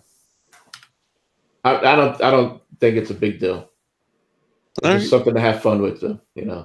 Yeah. All right, man. Everybody says that it's not a AAA game, but I don't think it is. I think they use AAA budget to put this game together because they had to delay it. It probably exceeded whatever the original budget is, and now you know what I mean. With bringing Terry Crews along, they spent money on that marketing part of it, but I just, if they actually put AAA money into it like they do Gears and Halo, then we wouldn't be having this problem, And Sumo Digital, they're not a first-party studio, right? No, not at all. No. So, who knows what was going on in the beginning, how the game was being managed. And then obviously, what happened in San Diego Comic-Con and stuff like that. Phil didn't like what he saw, and he said you need to go back and polish it up. Yeah, but, I think the unfortunate thing too, and I think part of the reason why there's more spotlight, I think, on Crackdown 3 is because You know, like you just mentioned, Fastback, like Sea of Thieves and State of K2. Microsoft just hasn't. I mean, outside of Forza, Gears, and Halo, they haven't had much success with some of these other titles that have been exclusive. Well, true to the point where not big first party success, like some of these big games, like Sony, Sony with God of War and Spider-Man, stuff like that. No, of course not. But in their own right, they still were successful. They still sold well along with Game Pass, and even with whether these guys are being paid to play Sea of Thieves, streaming it. Rare has done a good job supporting the game, and so it's been successful streaming lately, and they've been listening to the game players. Like, those of us who've been playing it, said that we wanted changes as far as how the crossplay with PC, right? That it's kind of a disadvantage there. So they listened to that. So now they are giving you an option to opt out of that. Mm-hmm. State of K2. It wasn't a big game. It had a bigger budget than the first one. I thought it was good. I thought it had good support. And I guess, and now we're going to see what they can do now with Xbox backing them up for a third one. If we get a third one, I don't know what, who knows what they're going to be doing. But I mean, these games have been successful, and I think Crackdown 3 can still be successful because it's a fun game. It's on Game Pass. And, I don't know if we're going to get any more support. It'd be nice if the multiplayer will, they keep supporting it, maybe gradually update it. But who knows? Yeah, I don't think they've really said anything about support after launch or anything, right? No, I haven't heard anything. Yeah. Maybe it's because they spent so much money on it. I think it exceeded the original budget. And I think it's like, let's get it out and hopefully everybody has fun playing it. Yeah. All right. Forte, what about you, man? What are your thoughts? Oh man. So this game, I didn't have any type of thoughts about this game when they showed it. I knew they were going to show it. I watched it. I got exactly what I expected. I went in with low expectations. I left with even low, like with the same expectations. So for me, this game has been doomed for the last year when they showed the gameplay footage from Gamescom and people were acting like they didn't know how to play the game, which is fine, but the game wasn't shown in a good light then. Me personally, I thought the game looked better then than it looks now. And the game overall, it really wasn't a game that I'm super excited for. The only reason I played the original Crackdown is to get the Halo beta code. Which 90% of the people that played the first Crackdown, that's the reason they played it. That's why I got it. I didn't play Crackdown 2 because I wasn't interested or invested in it. So I just think overall right now I think the Xbox people in this community are just looking for a win right now. That's what all this conversation is. I keep hearing across just why is this game being talked the way it's being talked about. I think Microsoft's doing a better job showing it and, showing it off and stuff. And I did see the single player stuff and it does look better than that stuff that they showed on IGN first. But overall, it feels lifeless to me. I mean, the only reason I enjoyed the stream of that part of Crackdown is because of Terry Crews. That man just has an electric personality that makes pretty much anything that he's in just shine. But the game for me, it's been DOA for a very, very long time.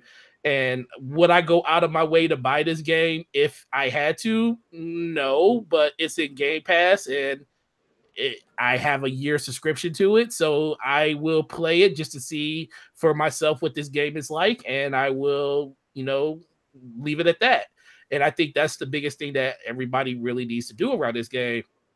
The fact that Microsoft gives you the opportunity, the option to download this game for the low price of $1 if you did it before Christmas. $1. $1. You could have paid $1 and played Crackdown.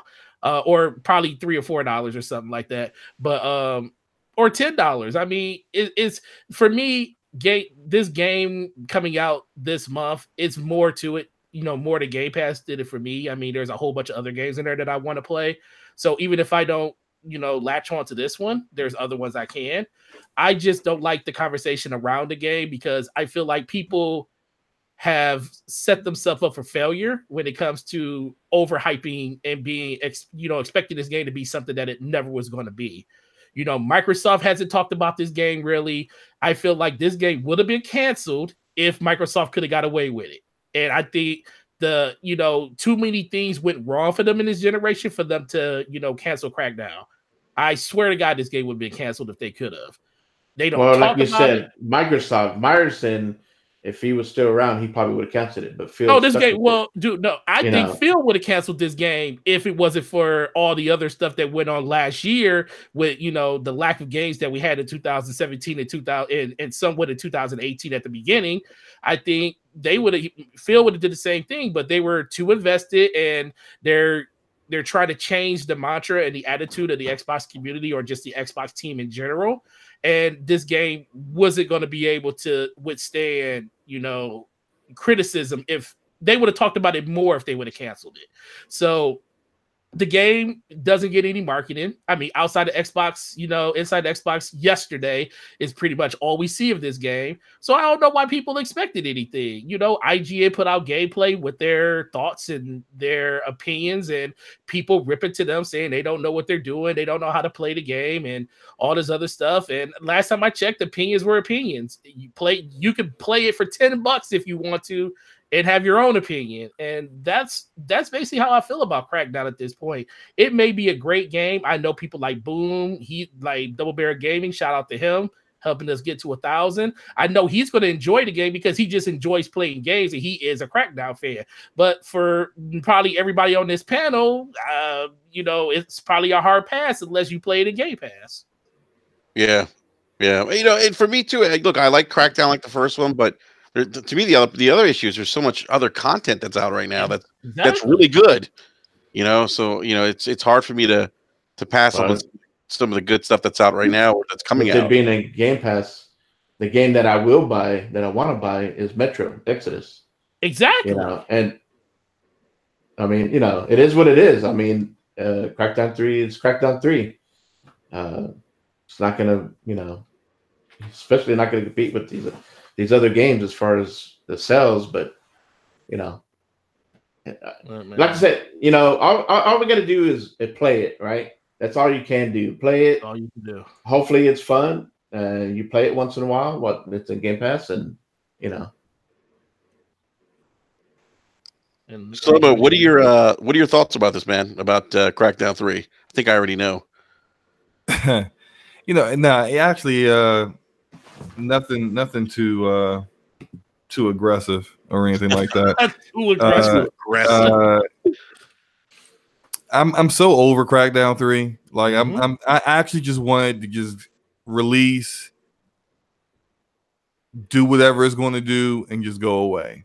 Like I'm just so tired of the game, and I really kind of feel like I hope this is the last of this like streak of really mediocre games that are Xbox exclusive, Microsoft Xbox exclusive kind of games coming out. We know Gears 5 is coming out later this year, and we don't really know outside of Ori and Gears 5 what else is coming up. I'm kind of hoping like with the new studios and like a renewed focus on delivering exclusive content that stuff like Crackdown 3 is going to be a thing of the past, and I just wanted to go away. Just get it over with, get on out of here. I'm like, right.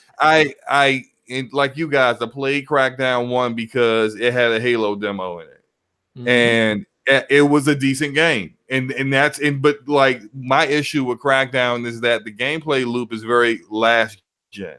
That whole here's an area. Take out the boss in that area, clear that area, go to the next area. That's that Infamous kind of gameplay loop. But Infamous has kind of, with Second Son, kind of moved on a little bit past that. But Crackdown is still Crackdown. So like the people that say, And I don't mind the people in the Xbox community who say, well, I mean, that's kind of I'm a Crackdown fan. That's the kind of game I like. That's what I want. That's what I want Crackdown for. That's cool. But you can't expect everyone else to kind of feel the same way you do. Like everyone else wants this game to evolve further from where it's been. And right now, I don't see any of that. From what I think Dustin with IGN said about the campaign, is essentially the same kind of campaign you've always seen with Crackdown 1 and 2. Whereas there's a guy in this area, you got to take him down, and then you just kind of, getting the rings. Is it rings? Can't remember what it is. Orbs. The orbs. The orbs. Yeah, the orbs, and then you're leveling up and getting bigger and stronger. Yeah. I mean, look, that's cool. And if they add some story elements to it, add a little bit more with hopefully Terry Crews isn't just in the beginning, and you don't really see much of him, further. Like my very bare minimum interest in the game is just doing that part of Crackdown. I don't care about the multiplayer. I've never cared about this whole destructible environments crap. I always thought it was just like, okay, cool, you're doing that with the cloud. All right, so what? It's never been that big deal to me. So people like, oh, I mean, honestly, we found out that Epic bought CloudGen, which was doing that, and then they transferred CloudGen's technology on the destructible environments to Azure, and it looks like what we got right now, which is like paper mache coming off a building. It don't look good. And it's like, I mean, just be real. It don't look good. It doesn't look like anything I want to play. I'm not even going to touch it. Like I'm not even going to bother with it. I will play the single player or what maybe, someone else with a friend until I'm bored of it, and which will probably be very quickly. And I'm going to move on to Anthem. So it is what it is. It's like I said, I hope this is just get it out there, get it over with. I agree with you guys. If they didn't get such a big backlash from canceling Scalebound, which I thought was garbage anyway. But I mean, like they got that huge backlash for canceling Scalebound and Fable Legends. I was in the beta for Fable Legends. Trust me, people, you didn't want that game. It was trash. And honestly, like that backlash has made it seem like, well, we can't cancel any games right now, and we're not going to cancel any games that we announced. We're not going to cancel either. That's why they keep everything so close to the vest. They don't even announce a game until it's like 18 months to 2 years away from coming out, because they don't want to show something too soon and then, it's not working out. We're going to cancel it because they don't want that backlash again. Let's just get past this era of mediocrity and move on to a more competitive Xbox game studios and hopefully better games that will also push Sony to make better games and Nintendo and whoever else. So yeah, that's a great segue, Slow-Mo, because one announcement they did make, Mr. Matt Booty. They're changing Microsoft Studios to Xbox Game Studios now, as part of I think the refocus and the shift to really focusing on making games. They really want to try to get a lot of these studio heads together to share ideas. We know that Sony does that right now. It's a big reason why I think Sony's been very successful with a lot of their first party stuff, because there's internal competition within Sony. But they also share ideas. They share game engines. We've talked about, Guerrilla Games sharing the Decima engine with Kojima, and we know that Neil Druckmann and the folks over at Sony Santa Monica. I can't even talk. Sony Santa Monica have gotten together in the past and talked about different ideas in terms of gaming and they're trying to foster that same kind of environment internally at Microsoft, which is great. So I couldn't agree with you more, Slow-Mo. I'm in the same boat as you. I'm excited for the future and looking forward to it. I kind of want to put this console gen behind us. Yeah. And actually, you bringing up the sharing of technology and tools. You did a Brap rant maybe about 2 or 3 weeks ago. And me and Boom joined you, and we discussed that explicitly. Yep. We discussed that Microsoft needs to get their new studios doing that. And I brought up specifically something that I think is really, really important and really touches on some things that I see some people in this community say they want better from Microsoft, which is like better mocap, better like artistic choices and artistic direction. And Ninja Theory has a smaller studio that they own called Senua Studios that has their own patented technology on motion capture, and it's brilliant. And they used it in Hellblade, and I'm like, you have this resource here. Like, I really need Undead Labs to be there and using that technology on State of Decay 3. I want to see the initiative using that. I want to see 343 using Halo Infinite. They need to be sharing all of their technology. The Decima engine is amazing, and it's been used in so many Sony exclusive games and really made games on inferior hardware look better than games that we see on the Xbox One X. When you have a superior set of tools, it's don't just harbor that for you. Make sure everyone is using that and using, not necessarily forcing it upon them the way EA forces the Frostbite engine on all of their developers, but basically like, hey, do you need this? Like, what are you working on? Hey, we're using this tool, this tool with this engine or this tool set. Maybe you can use that instead. Like, the sharing of resources should be what this is all about.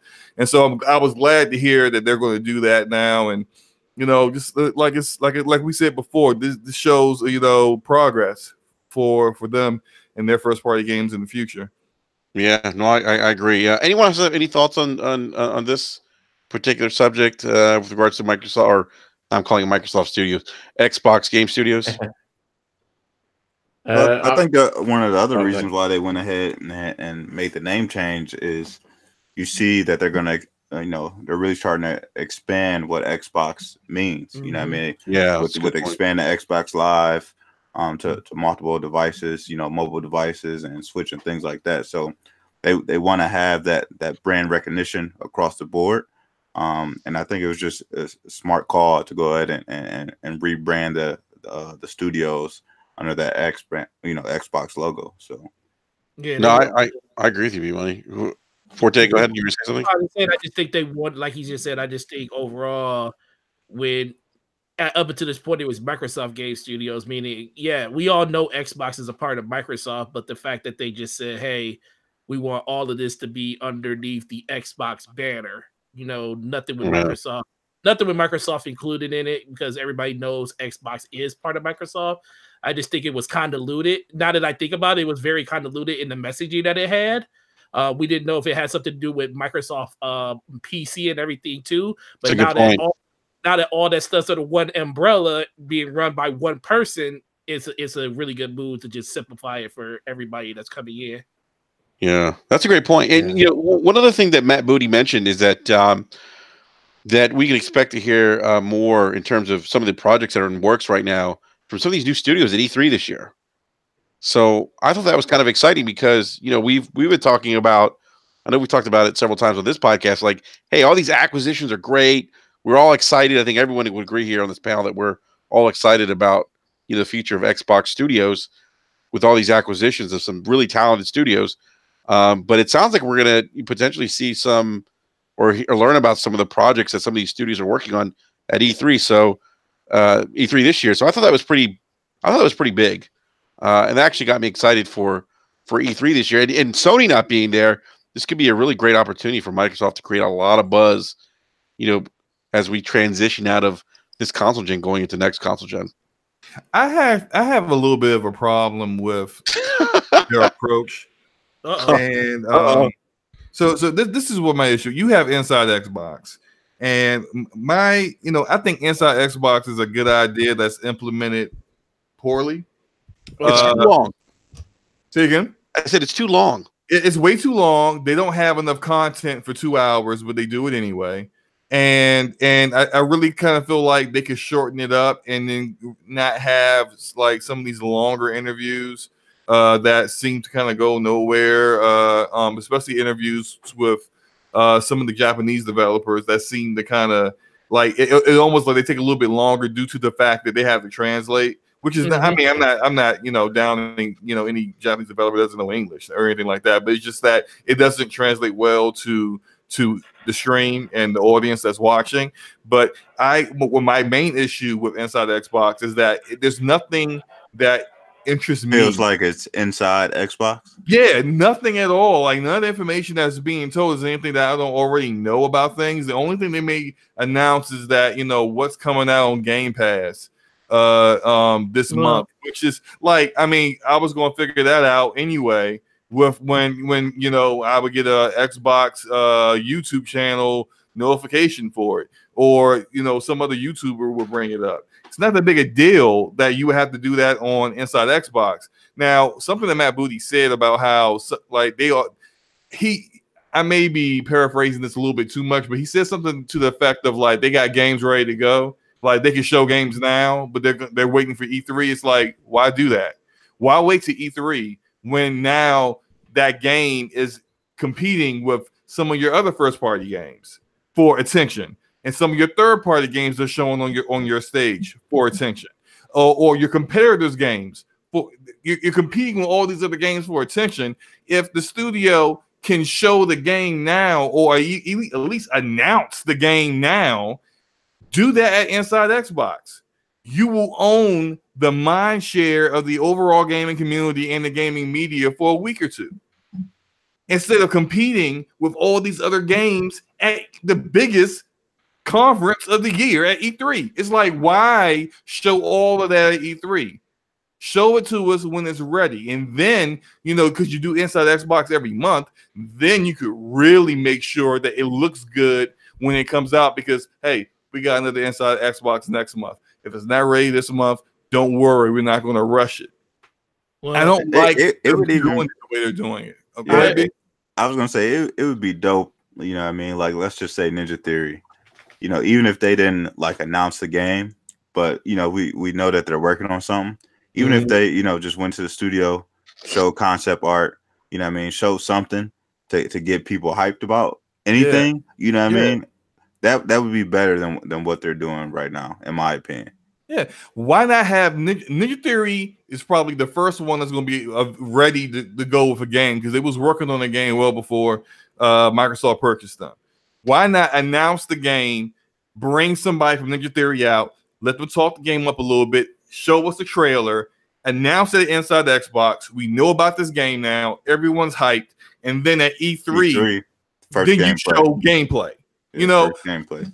Yeah, I mean, like, why do you have to have everything? And like, I just don't like the way they're doing this. It's just that's what I'm saying. Inside Xbox is a great idea that's utilized poorly. Like, you have this resource. You are doing a weekly show with a cast that is there permanently all the time.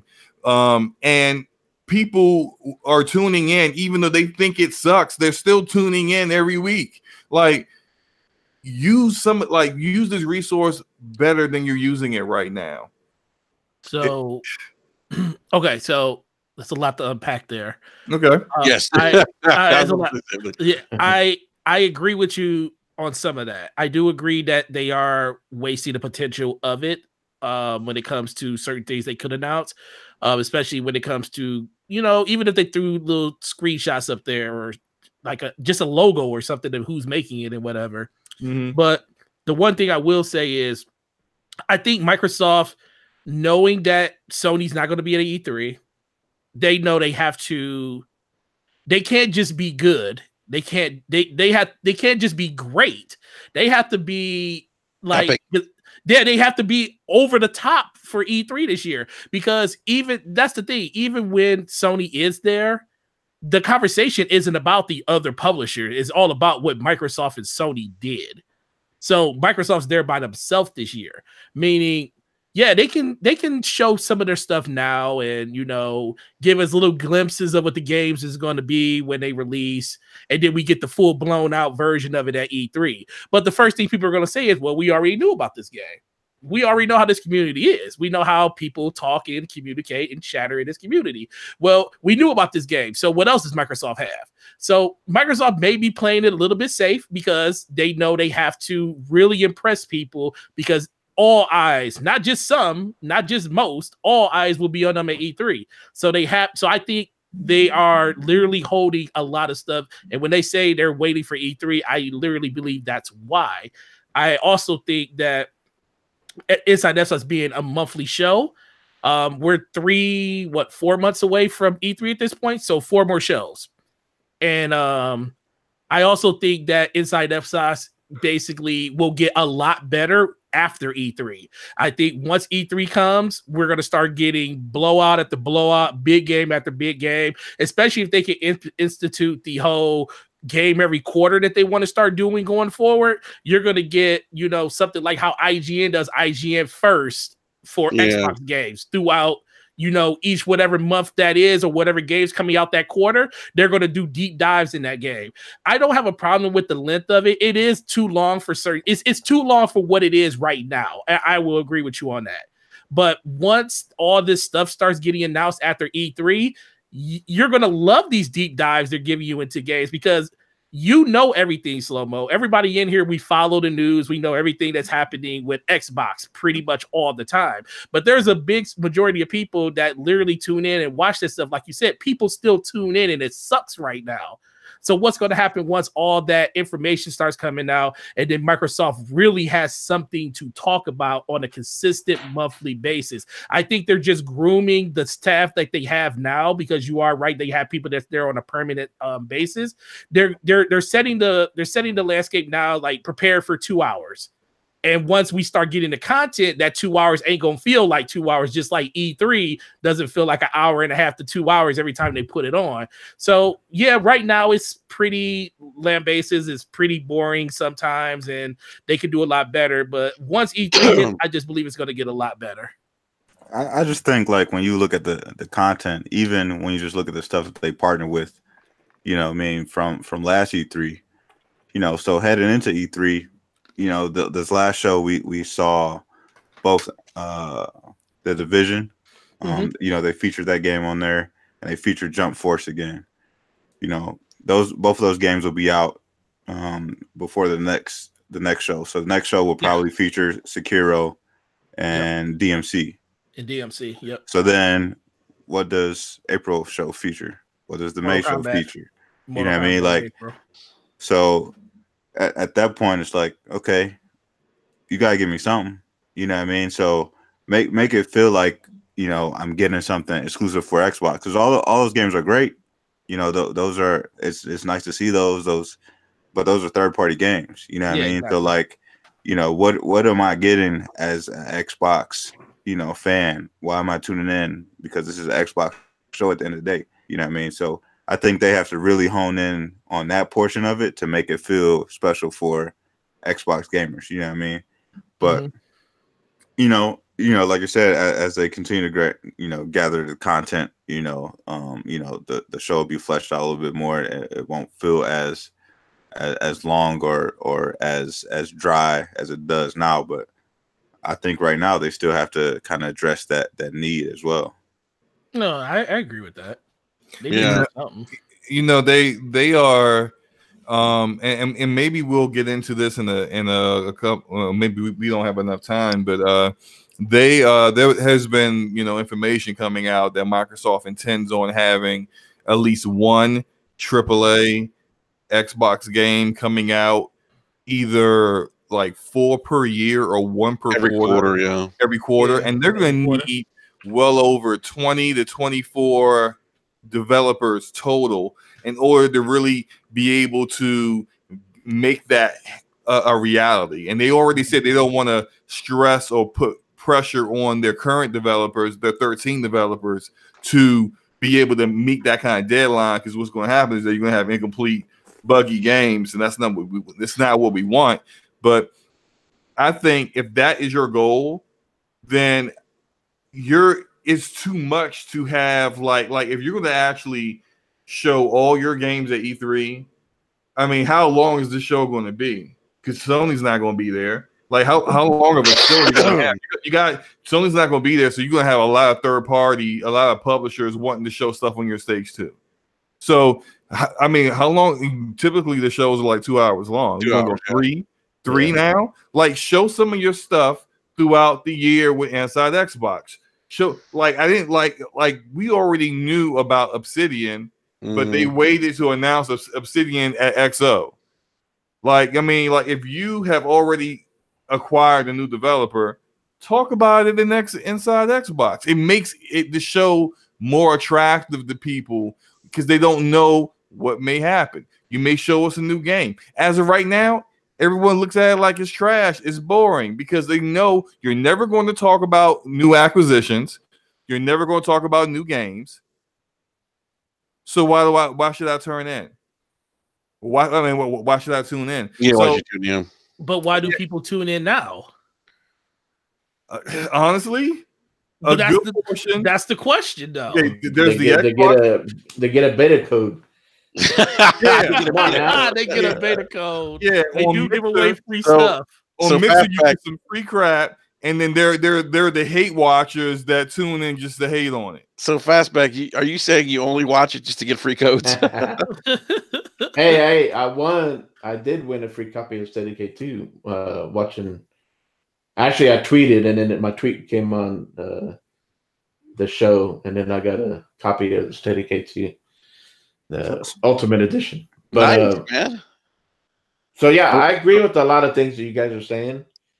As far as going back to Xbox changing Xbox Studio, was it Xbox Game Studio Gaming? Xbox Game Studios. And like Matt Booty said, that they wanted to put the gaming in the name because this is what Xbox is about, right?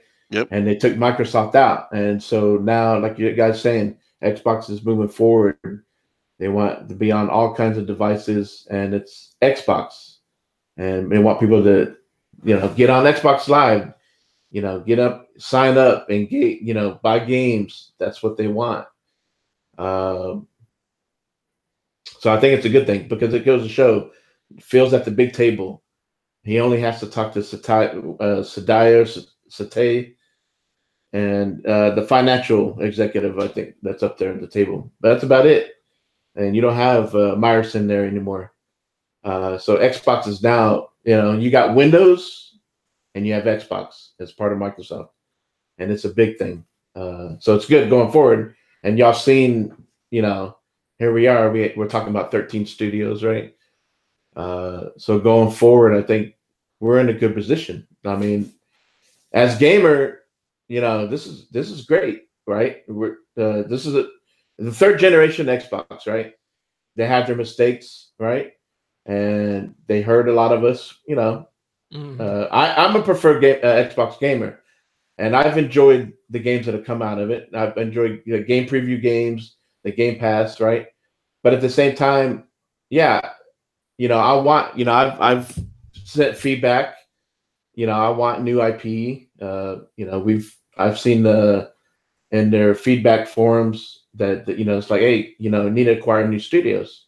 Right. So I think they've listened to a lot of the criticism, the feedback from gamers. And I'm not talking about fanboys, the toxic fanboys that we see in the community. It's like those of us who play games and we want to enjoy playing on Xbox, and we want to see new IP and stuff.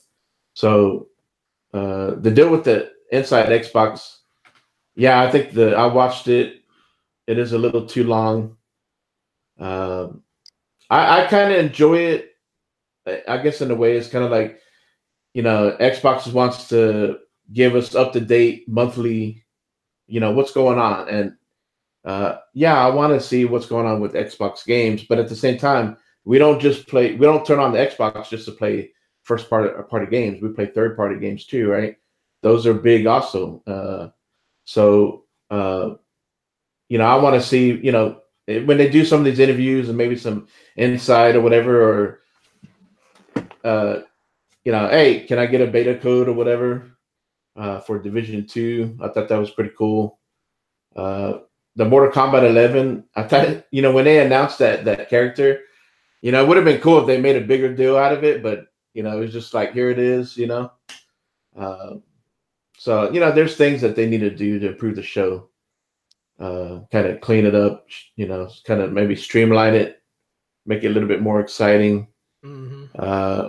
But like you guys have said, that going forward, once after E3, you could probably the show probably be a little bit more, you know, what's going on with the Xbox 13 studios, you know.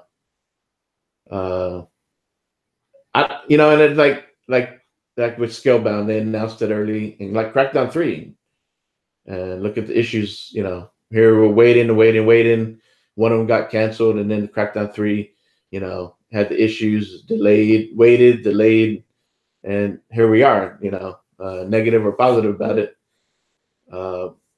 So I mean, and also look at the Nintendo with Switch, Metroid Prime.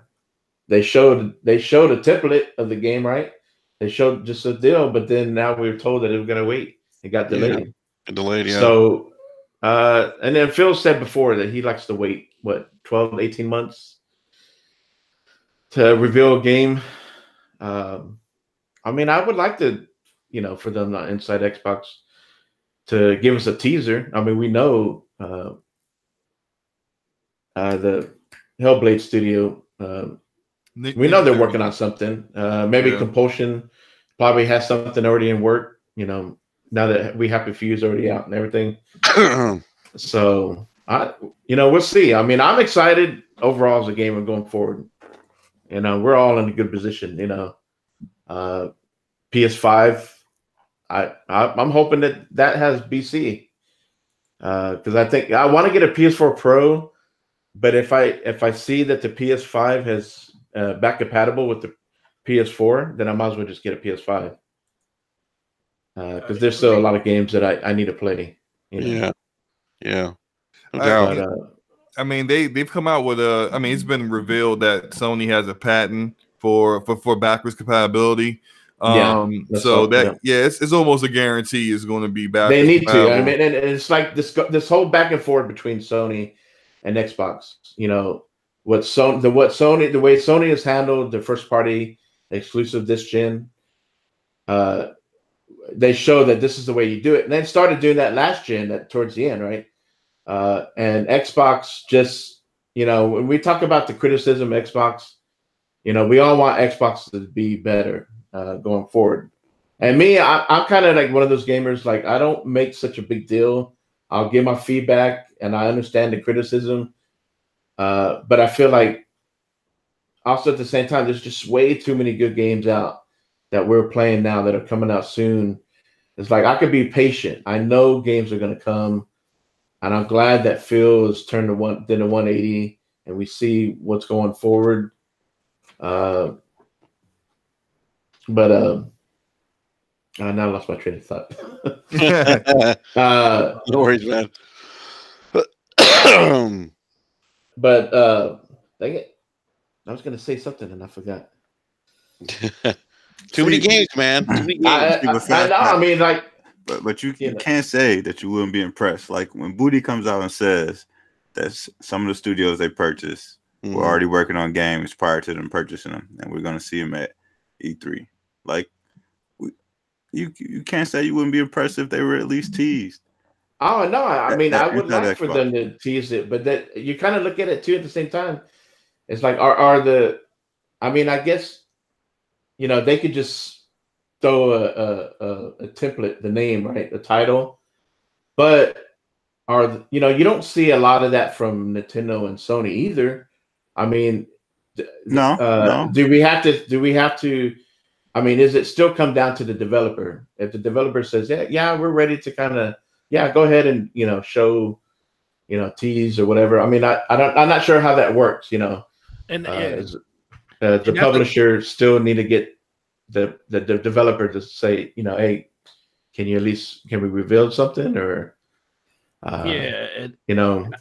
And I think that's part of it too. I think especially with the way that they are saying that developers they can do whatever they want, they work at their own cadence, we're not going to do anything, and everybody's super hypersensitive about that. the moment that Microsoft says, "Hey, we want to show something for Inside Xbox, do you have something available?" and they say, "No, we don't have. We're a couple months out from showing something," and they say, "Well, we need something for Inside Xbox," so they start forcing developers to like splice together something to put just for that. That puts undue pressure on them, and that's but they don't have to say they don't have to say that they need it. You like just ask, like, if you have something. I mean, but if they don't have it, they do ask them, and they say they don't have it, and they just don't have it. Then they don't have it. Then we get the then we get the Inside Xbox that we get every week. I mean, that's what we're getting, because that could be what's going on Forte, here. You're creating a scenario of them trying to force people that none of us have said. I'm not saying that they're. I'm just saying, but come on now. I'm just saying, but that's. No, I mean that's a possibility. But what if they ask them and they say, "Yeah, we do have something." You know, but that's what I'm saying. Then we will get gameplay. And then they'll show something. No, they won't. Show something. No, they won't. They won't tease us. But like you said, doing that show. But like they ain't gonna do. First of all, they ain't had nothing. I can tell you right now, they ain't had nothing to show us. What they gonna show us? They could have showed us anything. They partied with a whole bunch of ID Xbox games, and they ain't showed nan one of them either. Mm-hmm. We waited all the way to December to see Ashen and Below. Those games was ready. They weren't showing that. Neither one of them Inside Xbox shows. But was you really excited to see Ashen at XL?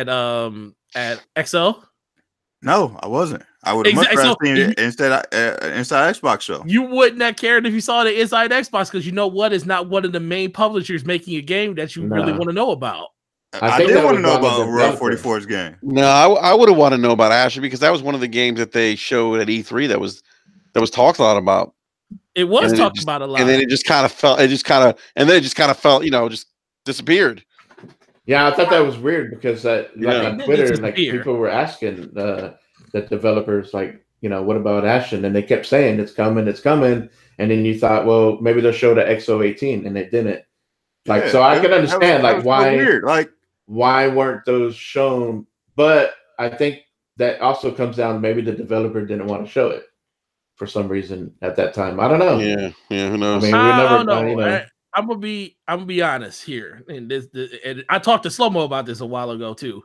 I might just be a little bit more in feelings, just because I'm so tired of everybody expecting something that we haven't gotten for like the last year. It's good to always talk about it, because that's how stuff changes. But when we get to a point where we're still harping on the same thing that we harped for like the last year about, or last 12 versions of this thing they call Xbox, whatever, it's like we're not getting anywhere. They're going to show the shit when they want to show it. I mean, first of all, we already have the systems in our house. We already, bought into the ecosystem. I mean, the only thing that you guys are, I can't tell you guys how to think, because, you guys want to have, you want to have interesting stuff to talk about. You want to see stuff. You want to be excited for the future. I do too, but I have gotten to the point with all of this shit, from just people talking shit about one thing and wanting something to be different, when we know shit is not going to be, we don't have enough power to change the shit. Conversation can only get us so far. I say, for me, I'm taking a wait and see approach on all this shit until E3, because I just feel like after E3, the lid should get blown off all this stuff. If we continue to have shitty ass Xbox shows after that, then we got a problem. then we start voting with our wallet and say, hey, this isn't what we signed up for. You are not holding up your end of the bargain. It's been over a year since you showed these developers and you talked about these acquisitions. Where's the games at? But until then, me personally, I just don't buy into the fact of always just having to talk about that as much as most people in this conversation, in this community, talk about it. We don't talk about it a lot, so this isn't really directed at you. This is just mostly watching Twitter, looking at people complain about the same shit every fucking month, and then want to go on a show and talk about it. And then I got to listen to the same conversation for the next 30 days into the next Inside Xbox. And it's not going to be no different. And that's just the whole that's my whole point with this. I do not care what the hell Microsoft does when it comes to anything into E3, because they pretty much said that's what we're going to hear everything. That's what Mike Ybarra came out and said. We're going to have a lot of shit in store for you at E3. Phil Spencer said E3 going to be fire. They're throwing up signal flares and everything. So they're just letting you know E3 is the next destination. Get off the cruise ship at LA Coliseum so we can blow your socks off at the Microsoft theater. Be there or be square. That's the same thing they say every year, though. Yeah, but they actually have a something to talk about this time, though. But the criticism, they have something to talk about every time because it's E3. Well, no, it's all third party. It's all third party before. Yeah, but they're always. But that's where this criticism comes from. I think Forte, like B was saying, it's always like wait till E3. Actually, Ryan Landis just said, did he just say wait till E3? Yes, I did say wait to E3 because you know what? They just announced all the studios last year. Guess what? Where have I been playing majority of my games at, bro? PC. Do you know why? Because Xbox ain't got no goddamn games I want to play. All the games I want to play, I can play on PC. So why am I gonna sit over here and sweat about Microsoft games not being any fucking good, and I can go play games somewhere fucking else? Guess what? I mean, but that's a false narrative. Honestly, it's not a false narrative. It's a false narrative because Microsoft doesn't care if you play their games on PC. They really don't. I'm not playing Microsoft games on PC though. That's the problem. Aren't you playing Halo on PC? No, you can't play Halo on PC except for that not broken. I ain't gonna call it broken down, but you can play the multiplayer. That's it. But I don't play Microsoft games on PC. I don't play Gears over there. If I'm gonna play an Xbox game, I'm gonna play with my Xbox friends. I'm not gonna play on PC knowing that most people aren't going to be over there enjoying, because I know people get tired of me always talking about, oh my god, Destiny is so fucking great on PC. They don't want to hear that shit. Look, this is all I'm saying, and this is also what I think B and Enrique and Fastback. This is all we're saying. Show the games when they're ready. That's it. Like waiting to E3 is archaic and outdated. It is 2019 is the digital age. You don't need to wait until E3 for everyone to see what you got, because you can see, everyone can see what you got a lot the same exact way they would at E3. How did you watch E3? On YouTube or Mixer or Twitch. Mixer. It's the same thing that you do for Inside Xbox. What is the difference? What are you waiting for E3 for? You can still show the same games that you announce at Inside Xbox at E3. Just show a little bit more. Show the games when they're ready. Don't show the games when they're not ready. And if you got Ninja Theory's game ready to go, if you got Obsidian's game ready to go, if you got that action RPG that may or may not be Fable with Playgrounds ready to go, show the games. Nintendo does directs. Do we know when they're going to do a direct? No, they just drop out of nowhere. We got a direct coming next week. Bam! Here's a direct. Look at this game. Yeah. And then like, is Nintendo going, hey, you know, it's only October. We're gonna wait until E3 next year to announce this game. That's dumb. You don't do that. No, okay, so I agree. This is the thing. You taking it like I don't agree with you on this. I definitely agree with you on this, but this is what I'm saying. When has Microsoft ever done that? But this is the new Microsoft, right? That's what everybody keeps saying. That's what everybody keeps saying. It is not who the hell said it's the new Microsoft when it comes to them listening to and getting these developers and actually Phil is in charge. When did Microsoft ever do this? The stuff that you're saying, but that's all I'm saying. Why can't they do it now? Right? Listen. I'm not saying I would. Listen, I would be happy. Yes, you're right. Okay. No, absolutely. So why we got to still go by the old tactics then? Listen, I absolutely agree with you. But listening to y'all talk about this literally sounds like every year when we all sit up here and say, why Microsoft don't do this? Why don't Microsoft don't do that? I'm sitting there like, because Microsoft don't want to do it. If Microsoft does decide to do it, guess what? I will be happy as hell that they did it because it will be a change of something for Microsoft because they have the same bullshit, drawn out, dry ass formula when it comes to their marketing and talking about their games. I agree 100% with y'all. But guess what? I'm not about to get upset about it. You know why? Because they've been doing this shit forever. So if for me to like think that if they do this shit all the fucking time, it's gonna be I'm the fool for believing that the shit's ever gonna change. So why would I fucking get mad at it? Well, I don't think everyone's getting mad about it. I think people are saying, "Hey, wait a minute," you know. No, people are frustrated with it, and their frustration is pouring over. But people's frustration pulls over to them being disappointed. Why are you disappointed in something that you know ain't gonna happen? Because I think part of it is they spend a lot of money in this. I agree. Hobby. So yeah, I mean, they're going to be frustrated. Like we spend $500 on consoles at launch, and we spend another $500 for a mid-grade or mid-gen upgrade. And when did that mid-grade upgrade come out? 2 years ago, right? Yeah. 2 years. So 2 years ago, when you made that upgrade to the Xbox One X, you knew the situation that Xbox was in. You knew the shit that they were doing. You knew all the. We knew this. You blaming Enrique now? No, I blame Enrique. Wait. No, because it's my fault too. Because I did the same thing. I had two.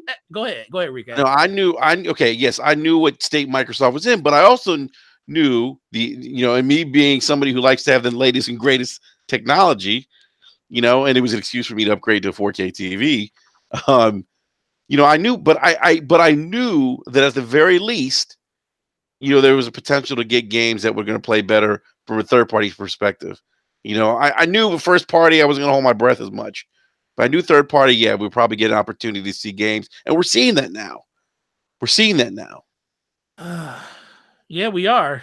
Thank God we're seeing that. But guess what? We didn't find that out till E3, unfortunately. Yeah, but what I think what everyone's saying is like it doesn't have to be E3 anymore. We said, like everything is social media now. E3 really isn't what E3 used to be. You got things like Slow-Mo was at PAX West or PAX South. I'm sorry, Slow-Mo. I'm not Slow-Mo. Fastback was at PAX South. So I mean, there's other ways for them to do this, and I think Fastback said, what was it? Ashen just kind of, I forget what you said, Fastback. It just kind of just all of a sudden it's here. I'm like, yeah, it just is. It is coming out today. Yeah, it showed up, and they kept saying that. Yeah, it's coming, and then But that could have been a situation where we could have seen that on Inside Xbox. So yeah, look, it's just this. Everything changes. They have to have the foresight to change it. That's all I'm saying. They have to want to change it. And me expecting that change and hoping for that change, I just ain't gonna do it because I've been doing that for so long. I was just like you guys. I was all wide open and said, "Oh, shit's gonna change this year. Microsoft's gonna do something different." And guess what? They don't do it. So I stopped fucking believing that shit's gonna happen. Dude, I am so desensitized to this shit at this point. I don't care any fucking more. Forte just numb to it. I am so numb to it at this point now. Bad breakup. Listen. I love Xbox. I have two Xbox One X's in my house. I bit that damn Apple twice.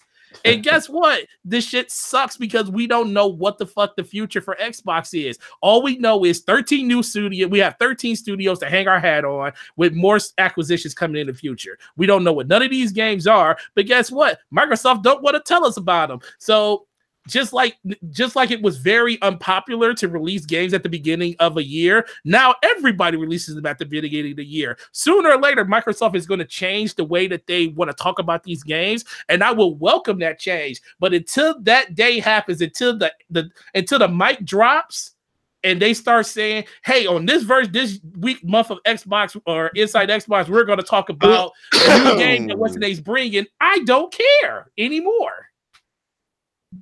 Yeah, but I think that sometimes, especially in this community, that we get too worked up over a lot of this stuff. Like what we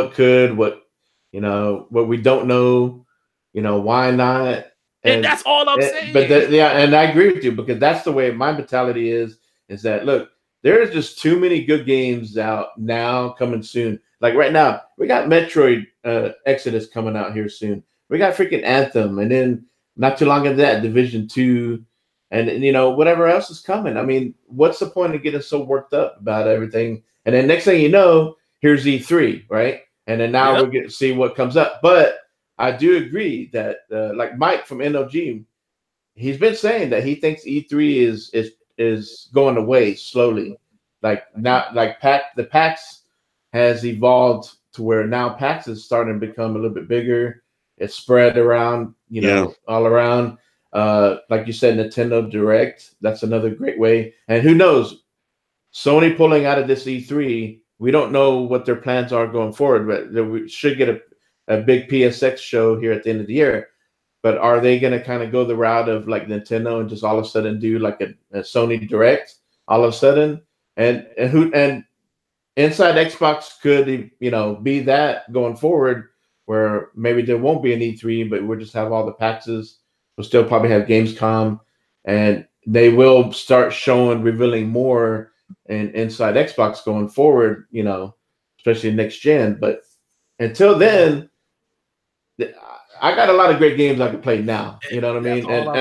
And there's no reason to get upset, speculate, and, you know, condemn Xbox or anybody else, because look, these past few years, like Enrique, you know, in the past, like I've been in the show with you, and you know,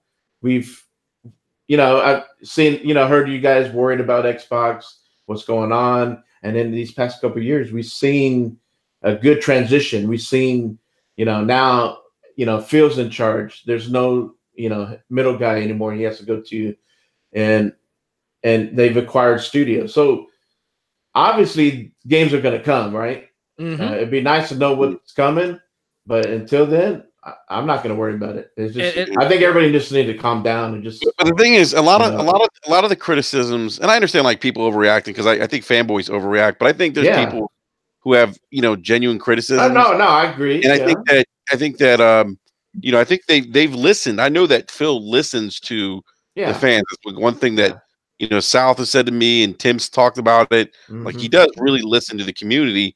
And I think they obviously have heard the criticism from the fans, from, you know, I think one thing Microsoft has done a very good job at is, from a grassroots perspective, really engaging the community, listening to the community and what they want. They've done a great job with that with Sea of Thieves. They talked about, you know, some of the things that they're going to be bringing in terms of new content for Sea of Thieves, but they talked a lot about, you know, really listening to the community. But, you know, outside of that game, I just think, you know, as a you know, gaming company, they've listened to the fans, and this is a big reason why you're seeing these acquisitions of all these studios, because they realize, wait a minute, you know, we want to have a more well-rounded portfolio. We've listened to our game. We've listened to the community. We've listened to a lot of the feedback in terms of the kind of gaming experiences we want, and that's what we want to provide to them.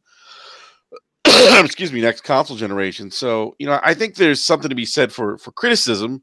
You know, I don't agree with, you know, a lot of the fanboy stuff, which, you know, can be a little bit over the top sometimes. And some people overhype it, or they downplay it too much. If you just look at the criticisms that people had, was like the lack of Japanese games that were on Xbox. And look what's happened over the past 2.5 years. Oh yeah. There's way more Japanese games. Yeah, because Phil knows that. He went out there, like you said, he's listened to us, and he's gone out there to develop that relationship again with these studios all around, right? Yeah. And they didn't have that for a while, because either Don or whatever, you know, it was like they had their own vision, and, you know, and look, you know, like Enrique, I know you talked about how, you know, like how the good old days, like, you know, you were a beta tester when the original Xbox, right? Xbox Live, and you saw all the variety of games that they had back then. But the thing is, the 360 and the OG Xbox, they were just dumping money to bring games over. They weren't dumping money on Xbox to develop studios, right? They only had a few, and that's the reason why they ended up having this problem coming in this gen, right? This is Xbox's 3rd gen, and Sony, this is their 4th gen. So, you know, Sony had their problem too a little bit in their 3rd gen, right? They've made those changes, and they're better for it. And what we're seeing now, Xbox going into the 4th gen, And it looks good. I mean, we're gonna get games. Are they gonna be good? I don't know. Until we see them. But I agree 100%. I mean, I'm excited. I mean, and I'm glad they listened to all of us. And look, I don't always agree with you guys.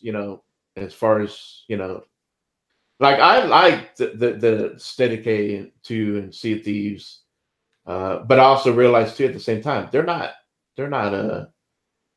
big AAA games that obviously Xbox, they had their issues, they struggled, and they didn't put a lot of money into these games. They brought them out the way they were, but but I'm glad but because the continuous support, and that's what we're seeing from Xbox. That's what they do, better than most people, Yeah, and my last thing on Inside Xbox is they need to retire Major Nelson. I'll leave it at that. Should have been did that. Well, we'll see. Yeah, I see how much longer he has. I don't know. Yeah, I forget what's his name? The other guy that's on there with him, I forget his name. I forget his name. Yeah, Jabari. He came. Yes, Ricari. Ricari. He came. So when we was at our conference for GameStop, he came and he was the one that did the representation for Microsoft at their general session. Dude did very, very well. Nobody else on stage with him. Normally, Phil Spencer didn't come that year because he had the other accreditation. He was over in Japan at that time. But Ricari did a really, really good job just talking about Xbox. And I think he would do very, very well if Major Nelson just stepped behind the camera and just stopped being in front of it. Yeah, no, I agree. I like him. I think he'd be a good. Yeah. Hey, real quick, before we wrap up, because we went over our 2-hour mark. We said we was gonna be short, and then we went over. No, it's all good. We had great conversation. So I will say this: the one thing that I was impressed that I saw on Inside Xbox was the new Metro Exodus trail. Mm-hmm. Yeah. That game looks nice. My understanding, it's running native 4K on Xbox One X. As I said, native 4K on Xbox, 1800p on PlayStation. Woohoo! I'm like, that game. Third person though. I think I would have more interest if it was third person. It was third person. I could see that. I could see that. I could see that. Yeah, but I was really impressed with that trail. I thought it looked really, really good. Yeah, because there's a lot more to it than the last Metro games were. Excuse me. They really opened up this one. Yeah, they did. Yeah. Yep. I got excited for a second. I was like, "Oh man, they get third person option." I was like, nope. "Oh, I'm copping," and then there's like, "No, they just did it for the trailer." I'm like, "Damn, might have to wait on that." So we know E don't like first person. I think it depends on the game because like when I love Wolfenstein. Wolfenstein goes hard, but when I play Fallout 76, I like it in first person, but when it gives you an option to go third, and I don't like it. I don't like the angle of the camera and everything. Yeah, I don't like third person that much either for certain games. See, I like Fallout in third person. I don't know why. I liked it. I didn't like Fallout. And maybe it was better in Fallout. Was Fallout 4 third? No, it's first. No, it's first. Yeah. I don't know. It's just weird the way that, Yeah, no, I get it. The camera was kind of wonky. Yeah, on the third, yeah. No, it was. So, gentlemen, so we are at 11:40 in the evening, East Coast time. I wasn't expecting the podcast to go this long. But no, great gaming conversations as always, gentlemen. So, Fastback, thank you for coming back on, man. Definitely appreciate it, man. I appreciate the invite. Man, definitely. Listening to you guys and just, talking about all this. Yeah, no doubt, man. And, let our viewers know where they can find you. On Twitter, Fastback6768. And same thing on Xbox and PSN and the Switch. I'll just have to tweet my Social Security number later on, and then every Friday night, the OG show on Twitch every Friday at 9:30 Eastern. So definitely welcome anybody. Come say hi in the chat, and then, you know. Hey, how old is Mike Willis now, man? Is he 50 yet? He might be a little bit older than me, but you know, he's old, man. He's old school gamer, so yeah. But nah, we just have a lot of fun. Me, him, and HTK. So cool, man. All right, awesome, man. Well, you're good. Yeah, again, Fastback, thank you again for coming on, man. Definitely appreciate having you on. And B Money, where can people find you, my friend? Yeah, you good. You know, find me here every Wednesday, 9 p.m. Eastern Standard Time, or Saturday evenings at 10:30 Eastern Standard Time on Tick Podcast, or you can just find me on Twitter at the same tag at B Money 101. All right, man. You guys have your I think the first debate show on Tick tomorrow. Is that am I understanding correctly? Yeah, K Mega and I can't think of his name. Kratos. Yeah, Kratos. They're hosting the show. Should be pretty exciting, man. I'm looking forward to what they bring to the universe, man. I think they're debating which is the better controller, the DualShock 4, DualShock or the Xbox One X controller. So, in my opinion, it's not even a fair conversation to have. Hey, man, depends on what games you're playing. Oh, really? Yeah. I don't know, man. I mean, maybe platformers you maybe go with the D4, but I don't know. If I'm playing a fighter, man, I was gonna say fighters. Play on a DualShock.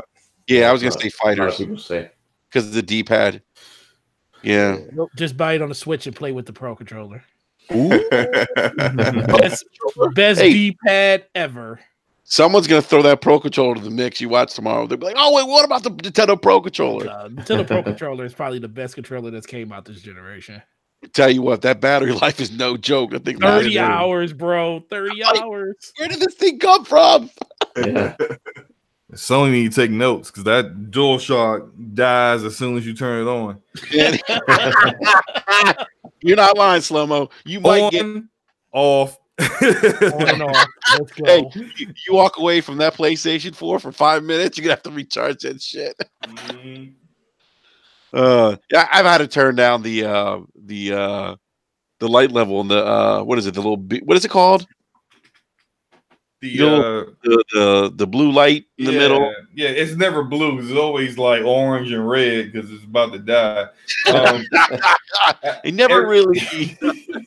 Everyone I know that I basically the way they use their controller, they always have it connected to the USB.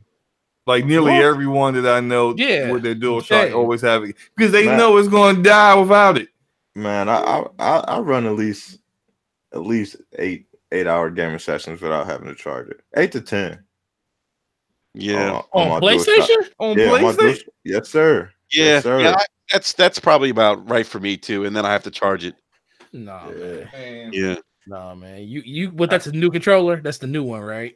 Nah, man. I got you got the so you ain't got the one that you can see the light bar at the top. Man, no, hell no. That lasts 4 hours. No, man. That shit lasts like 2 hours, bro. I don't know about this, B. Have you popped open your controller and replaced the battery with a better battery or something? Not one time. I got the OG Magna Red controller, man. That's the one I rock with every day. Bro. This dude got a unicorn. I tell E all the time because E used to tell me like, "Oh man, my controller's always down." I'm like, man, that Magna Red, I'll go on that boy all day long. Don't got to charge it. You got that prototype. He got the one that they literally tested, meant to give the Yoshida. It was crazy too because when I was playing GTA heavy, you know, like when the police chase you, it flashed like red and blue, and the sirens go on the controller. The boy was still rocking. Wow, this dude got a fucking. Man. This man got a unicorn controller. Meanwhile, every time I gotta do motion controls with mine, it's just battery, just like are you serious?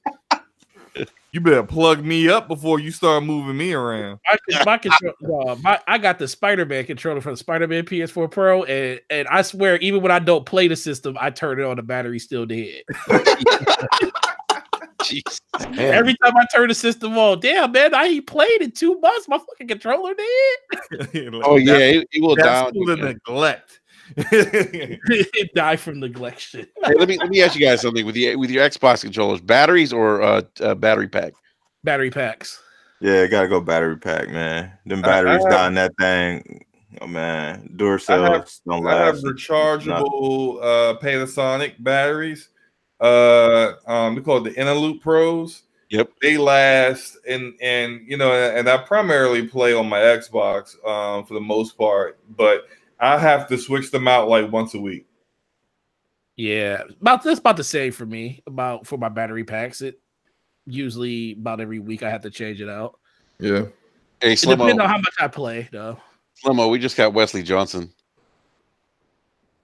Yeah, I saw that. They traded Markieff Morris. Yeah. They're just a fire sale. They're just trading all the Wizards at this point. That's concerning, man. They might be trying to tank, man. Get the first pick. They should go ahead and trade Bradley Beal. Bradley Beal. He'll be a Laker tomorrow, man. If you want to tank, trade your best player and then just have a team full of bums. And just tell them to slip. Just tell them to slip going down the stairs. Jesus. You should go over to John Wall's house. Oh shit. Jeez, man. All right. Forte, man. Where can people find you? Man, YouTube, Gaming Forte, Twitter, Gaming Forte. Really appreciate you guys as usual, man. Everybody in the chat had a blast with you. Me and Slomo, we will be on Breakfast with Boom on Friday morning, so come check us out over there. Nice. I gotta go do some homework because if you in a DM with Boom, man, gotta go do some homework, bro. Because this dude got some stuff, got some really good topics in there. But outside of that, man, going to play some Apex Legends when we get off here, and have some fun. So thanks again, Enrique, for the great show. Yeah, man, no doubt, man, no doubt. So appreciate it, man. Slomo, yo, catch me on Twitter, same name, Slomo Backslap. Also on Scumcast, although there won't be any Scumcast this Saturday, but typically it's on Saturdays at 3:30 Central, 3:30 p.m. Central. Is she going out to eat with her friends again or something? I don't know. I haven't talked to Luca yet about what's going on, but she probably got something planned. That's why she can't do it. Getting her hair done. Yeah, probably. You know, she's getting her hair extra done. It's going to take all day.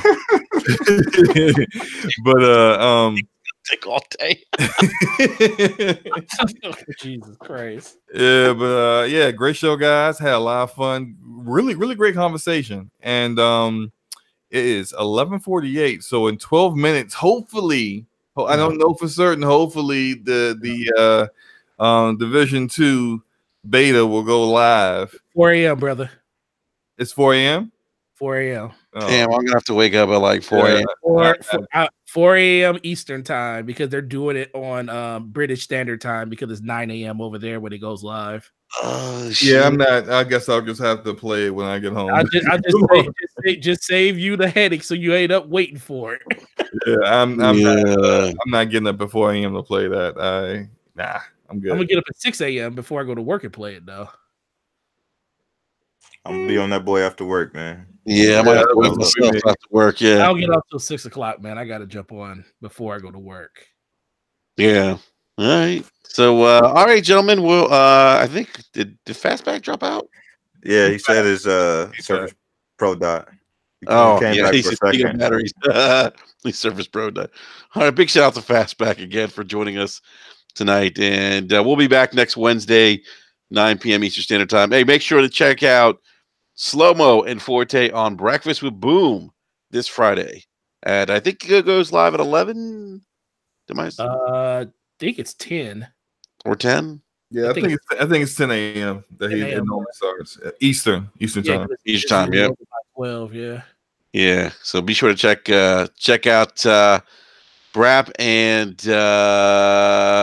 Scumcast co-host on Breakfast with Boom. Then, so all right, everyone. Big shout out to everyone in the live chat. Thank you again. If you guys haven't done so, remember hit that like button, subscribe, And we'll see you guys next weekend. Peace. Peace. Oh man, I just realized we're at 1,025 subscribers.